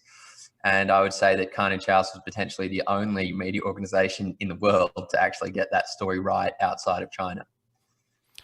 Let's move on to the Hong Kong national security law, which has been passed, which, well, to summarize it, basically, it means that in Hong Kong, all opposition to Chinese rule is now illegal, which is, it's, for example, Marcus, you're a Western Australian. There's constant talk about secession. Well, in the 1930s, WA actually voted for it, but it was ignored. But it'd be like the Australian Parliament passing a national security law.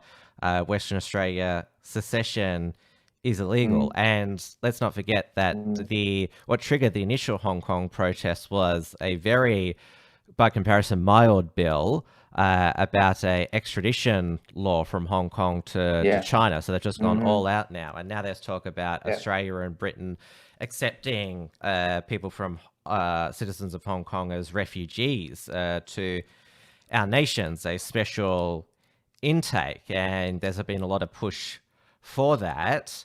And I know that there has been a lot of people on the right advocating for that, saying they'd make great citizens and that. But it would be, in my opinion, hypocritical if there is this special intake for Hong Kong refugees, given that it was knocked back a couple of years back, accepting white South African farmers as refugees to Australia because of our non-discriminatory immigration policy at the time. I think that's what Malcolm Turnbull as the Prime Minister and Julie Bishop, Foreign Minister at the time, banged on about. And white farmers are still being brutally attacked, assaulted and murdered in South Africa.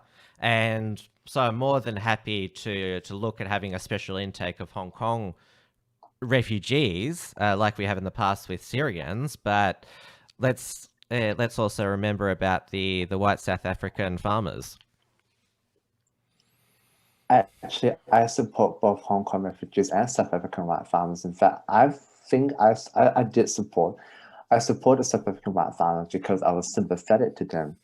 I support them coming in. Obviously, it's safe haven to Australia. But in regards to Hong Kong refugees, I supported from the very start to get them here. I support them last year to get them here. And the reason why I do that is because they are very industrious people, they're hardworking people, they're business-friendly people. But before China came in and destroyed Hong Kong was a leading financial metropolis. They had a booming economy. The tax system was one of the best in the world. So they were just financially, economically successful. And they were just a fantastic economic nation. So they're very industrious people. They should be brought here to Australia. We should do what Britain is doing. We should, I know that the Morrison cabinet is going to discuss ways to get them here, a plan to get them here in Australia, and I hope that a sizable of them CP persecution, right? If you hold up a slogan, if you hold up, oh, my internet connection is unstable this morning, so if you're holding up signs to liberate Hong Kong, free Hong Kong, or if you're a pro-democracy activist or you're pro-democracy party and you're found in breach of the law, you're jailed for life. Now, I understand many on the very right wing of conservatism who are against this, but we are a liberal democratic nation. We have freedom, democracy, and a rule of law. Hong Kong refugees coming here are going to value freedom, democracy, and rule of law. They're going to love Australia because it saves them. It saves them from persecution from the CCP and fast track the resettlement and eventually become Australian citizens, because right now they have to reconvert into opposition to the law because the cops are now telling them don't do that, test the law. The Secretary for Justice is even telling them don't test the law. So the fear is real. The day that law passed, Hong Kong died, just like that. Hong Kong died without a bullet being shot, without a bullet being fired. Hong Kong died because of that law. So, as people like me and Gideon Wassner and others have advocated, we should bring them here. I have so much sympathy for the people from Hong Kong, and it's just it's amazing because I will confess I've had arguments with my family about Hong Kong, and I won't disclose their position. But I've had arguments with my family of Hong Kong, and I respect that. But I've written articles on Hong Kong, and it's because I grew up watching TV dramas. I grew up watching shows about Hong Kong and all that. So I'm very sympathetic to Hong Kong and Hong Kong refugees. They should come here, and especially when we bring in migrants, they tend to all go to the eastern state. They should come here to Perth, Australia, to help with our population, and they're going to love us. We've opened the doors in the past to Tiananmen Square students. I remember Bob Hawke broke down tears over there when he opened the doors to Tiananmen Square students. We should do the same to Hong Kong refugees. And I have sympathy for anyone who's fleeing persecution to come to Australia. I'm a former migrant, and in Australia, if you work hard and you make an effort, you can be successful in Australia. And that's why I have a heart for anybody fleeing persecution come to Australia. It doesn't matter if it's Hong Kong refugee or South African white farmers or whatnot, they should come. So, yeah, that's my position on it. We saw you getting stuck into the Vegemite there, Dougal. Sorry, that's not going to convince us that you're on Team Australia. That's okay. I'm sure we'll get him by the end of the program. On the Hong Kong security law, I mean, I was sad to hear about it, man. They passed it at like 11 o'clock at night with, no public consultation. And I don't like it, as somebody who likes freedom and who likes transparency, I don't like it. And, overall, if I don't like the fact that Hong Kong is, which was previously an oasis of Western values in the region, is going to succumb to the Chinese system. But at the end of the day, as far as I can tell, it's more of a question of national sovereignty, which is sad. But I would absolutely love to take the Hong Kong refugees, and I think it could be, almost like a perfect solution to this problem.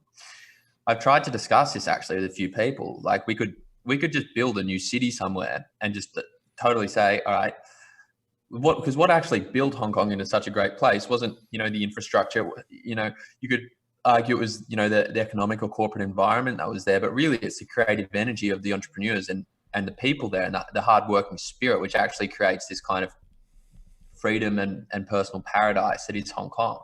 And so if you take the people out, Hong Kong's not so great anymore. But if you put them in Australia, Australia could actually benefit so much from having them. And I think it would be a great opportunity for Australia. You could build like a little gulch somewhere on the coast and have this kind of personal freedom. You could call it Freedom City. And I think it would be a great opportunity for Australia. I don't know what your viewers think of this, but I sometimes think about how good Australia would have been if after World War II, it was actually Australia that took all the Jews. And so then instead of having, all the Nobel Prize go to citizens or go to Jewish people, we could be the place where we get all the Nobel Prizes and we have the best fintech startups and we could have benefited. There's a whole desert between the eastern states and the western states.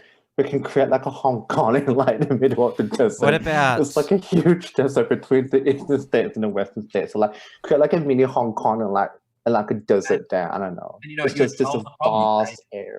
Say, all right, all the freedom-loving people, the people who want to live in a democracy, here's Qantas. Jump on a flight over. We'll take you. And the people who want to be part of China can stay there. And I think China can take back the land. And, that we gave to them in the 1997 treaty, I think it would be a perfect solution. What about, I mentioned the white South African farmers who are still being persecuted and brutalized. You mentioned there's lots of space, Dougal, space for them as well? Yeah, bring them, man. Like, I think as well, one of the issues we face in Australia and in the context of when we deal with China is that, I think international relations lingo, they regard Australia as a medium power, right? Because, mainly because we don't have that many people and that much economic leverage. But if we were actually to be able to get more people, that would, evidently increase our power.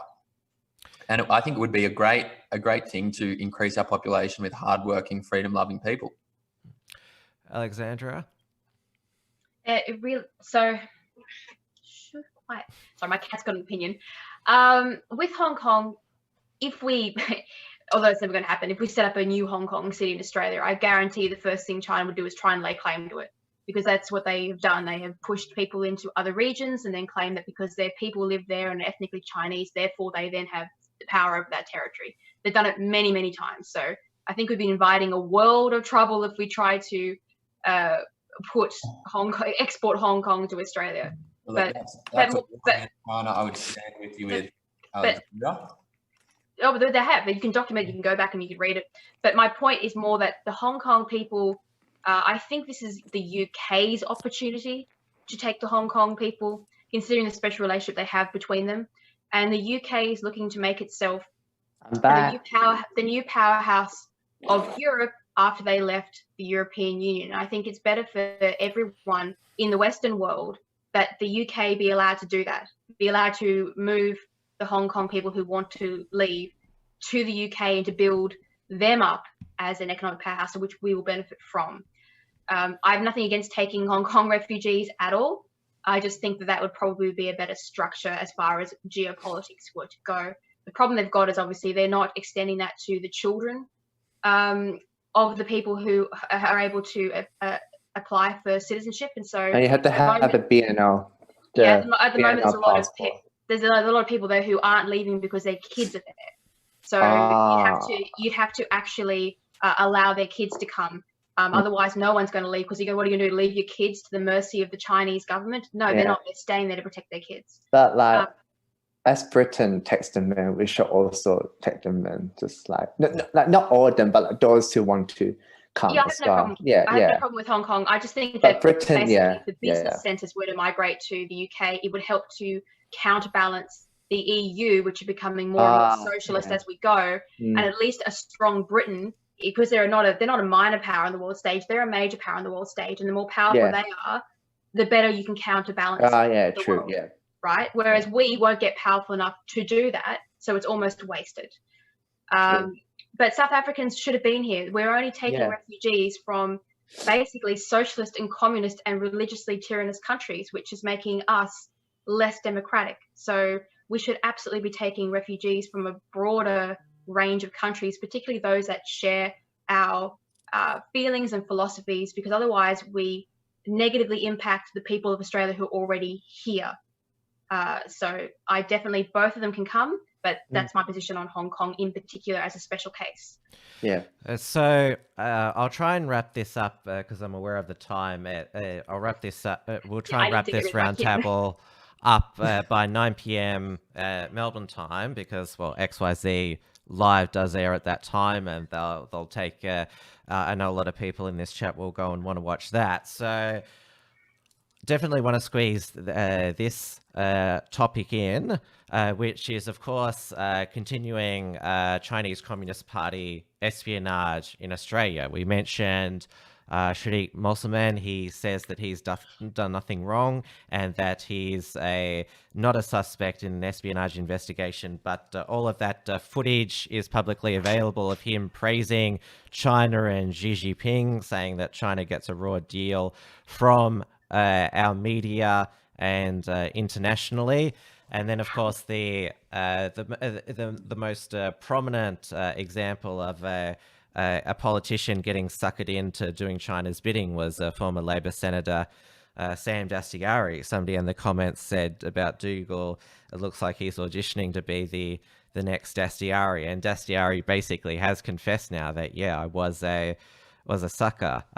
The Chinese influence on university campuses, obviously the Drew Pavlov suspension from Queensland University of Technology, that is it QUT or UQ? I get confused about those two universities. UQ, I think it's UQ, UQ. UQ, University of Queensland. Sorry, I get them confused. Drew Pavlov's suspension from the University of Queensland over his pro-Hong Kong activism.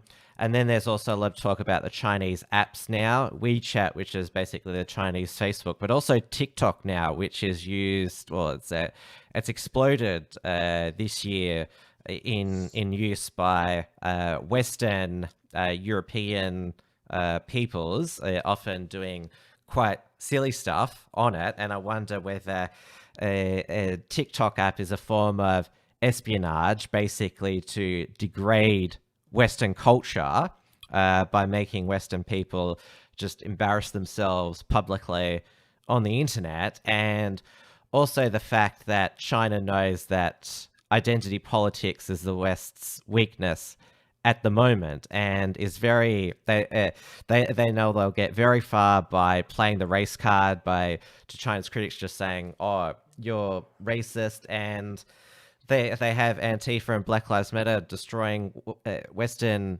monuments. And also it allows China to basically show to their people and other despotic regimes, look at what a mess democracy is. And this is all part of their not just covert espionage, but out in the open. Who wants to go first? Not me. Okay. Marcus, you got something to say? I'll go first. Yeah. I'm very, I'm very sympathetic to Drew's case of being expelled from the University of Queensland, and I think it just reveals how worrying that if you criticize communist China, that you could lose your time in university. And now I think it was a kangaroo court. I don't think his case is over, but it is definitely worrying. And I think it speaks to a larger, broader topic that our universities need a good shakeup. I think they've been too reliant on international students, especially Chinese students. And it's become more of a business rather than a place of high intelligent learning. It's just become this shop for Chinese students to go through, and obviously the university is benefiting it from great revenue. And when this COVID-19 pandemic came, they had no contingency plan, so that's been exposed. And siding with communist China and all the Confucius Institute, it speaks to what I said earlier on top of the show, that the soft power influence that is concerning, but even more concerning is that what I said, those pro-CCP tend to be the ones that have positions of power. So Daniel Andrews, Shortcut Musselman, the accusations against Gladys Liu, and all that. And it, I mean, one part of me wants to just yell out, how come they were not properly vetted by the parties before they were pre-selected? But at the same time, it's concerning how easily brought people like Sam Dastyari was. So it was funny when he criticized the Morrison government's $270 billion military spending when he was a dude that spooked China's law in the South China Sea and told a guy to leave his phone when they went outside. You know, so it's a bit rich for him to criticize us wanting to boost our defense when the guy was a little CCP puppet in the Senate.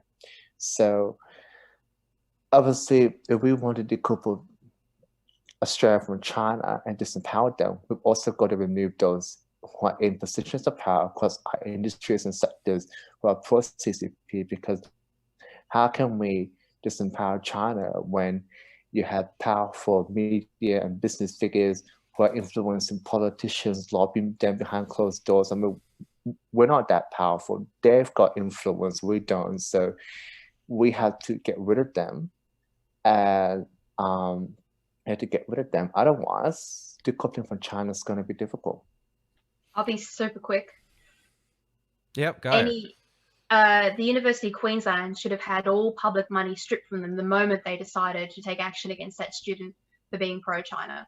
And that should have served as a lesson to any university that it is not acceptable for them to take public money and play politics, international politics, with students in Australia. So my position is they should have had their money taken immediately from them. If they want to do that, they can be a private business and they can't have any government funding. And I bet you they would have stopped and reinstated the student immediately. Dougal? Tied their funding to, sorry. Okay, well, I'd probably agree with Alexandra there that universities taking political positions should not be publicly funded. I've seen bits and pieces about the Drew Pavlov case. I actually tried to reach out to him to get him on the channel, but wasn't successful. But I think that he should be allowed to say whatever he wants and not have university repercussions. I think that on the idea of, I think higher education, having Chinese students come to Australian universities is potentially the best way for us to solve this problem. I think getting Chinese students to come to Australia and see how good Australia is, or America, or England, or whoever it may be, and take those ideas back to China is probably one of our best ways forward to create a good relationship with China. And so I would suggest having more Chinese foreign students, not less.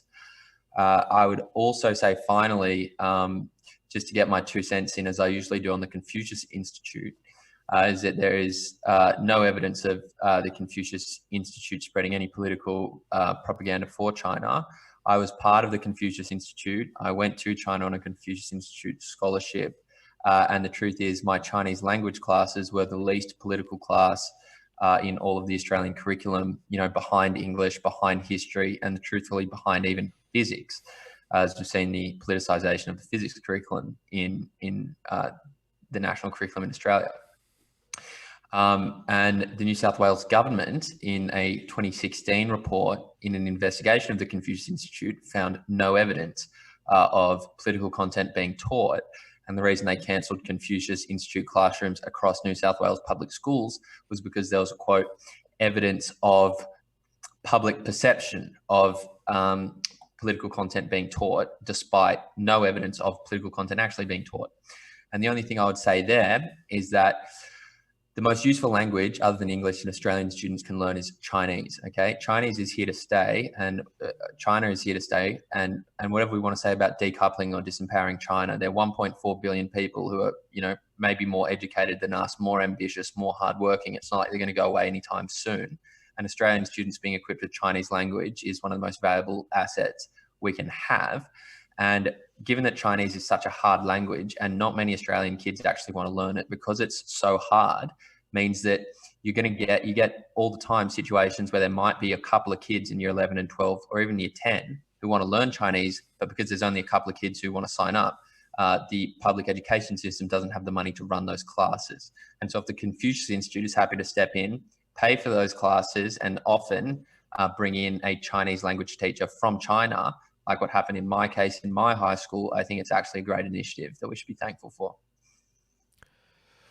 All right, we're a couple of minutes to 9 o'clock. I know that there's more probing questions and topics we have for each other, especially of Dougal, but I'm sure there'll be many more future opportunities for our fellow panelists, maybe not in WilmsFront, maybe there'll be another Carnage House episode or one of Alexandria's vlogs to explore this further. But thank you so much to all of you, Dougal, for coming into, well, what you suspected would be an ambush, pile-on interrogation. Oh, we were gentle. We were gentle.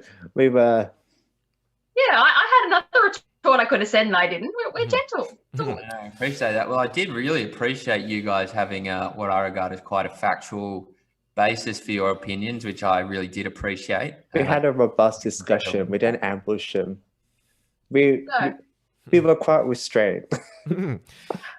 Thank you, Marcus, for coming on as well and giving us a West Australian perspective as well. And you and I, we're now, state isolation buddies now, given, well, WA, they're keeping others out, where Victoria, it's everyone else keeping us out. WA's having a you guys lock are in. laughing. You guys are the butt of the nation. Nobody wants you. I'm not being offensive, but that's the truth. I'd put up the borders around my state as well if I was the other states. We should just build a wall around Melbourne. People say, look, Dougal's an apologist for China, but you're in Melbourne, Tim, so you're the worst. You're in Danistan. Yeah, I'm building the wall around you. Yeah, I don't blame you. I'm a self-hating Victorian. I don't hate Victoria itself. I just hate the government. So it's sort of like I don't. It's like I don't. What we were talking about tonight, I don't. I'm just glad we don't have Gideon on this. Otherwise, it would just be a tangent. It would just be a what? A tangent. Gideon would have taken the whole 2 hours for himself on the first question. That would have been it. Yeah. I think any mention of Victoria would be off. It'd be about vaping, not about China. That's his new thing. Oh God, yeah. He's got his best, I think it was an Instagram story thing where he's just throwing his shoes at the Dan Andrews' press conference on his TV. It was like, yep, that's how we all feel at the moment. That's how flat screen TVs get broken. Alexandra, you're in, New South Wales, New South Welsh. Sorry, not New South Welshmen, New South Wales people will be allowed to go anywhere except Victoria and WA soon. Yeah, and we're going to be staying right here and not going anywhere near you guys. So we're quarantining ourselves. And thank you to the live audience as well. I hope you enjoyed this new roundtable format. And if you enjoyed it, I'll plan another one in the future as well, because I'm not sure about you, but it definitely flowed well. There wasn't too much chaos. It was controlled chaos, which is the best form of chaos. Yeah. Yeah, and we also had a stable viewership, even though our mate Dougal Ricardo Bossi, he finally had his interview with Panios on the 99% Unite Facebook group at 7:30 Melbourne time tonight. I'll have to check it out. Yeah, me as well. Because certainly I know that they've taken an interest in Ricardo, the anti-lockdown movement. I wouldn't call myself the guinea pig on Thanos's new live interview show. I was the entree this afternoon on his live show for Ricardo tonight. Well, what an honor. Seems like a fun guy. Yeah, he is. He's a passionate guy, but he's a good-natured and well-intentioned guy as well. So it's certainly, while it's still available on Facebook, check out the 99% Unite Facebook group. I'll be back with another WilmsFront on Wednesday night, 6:30 p.m.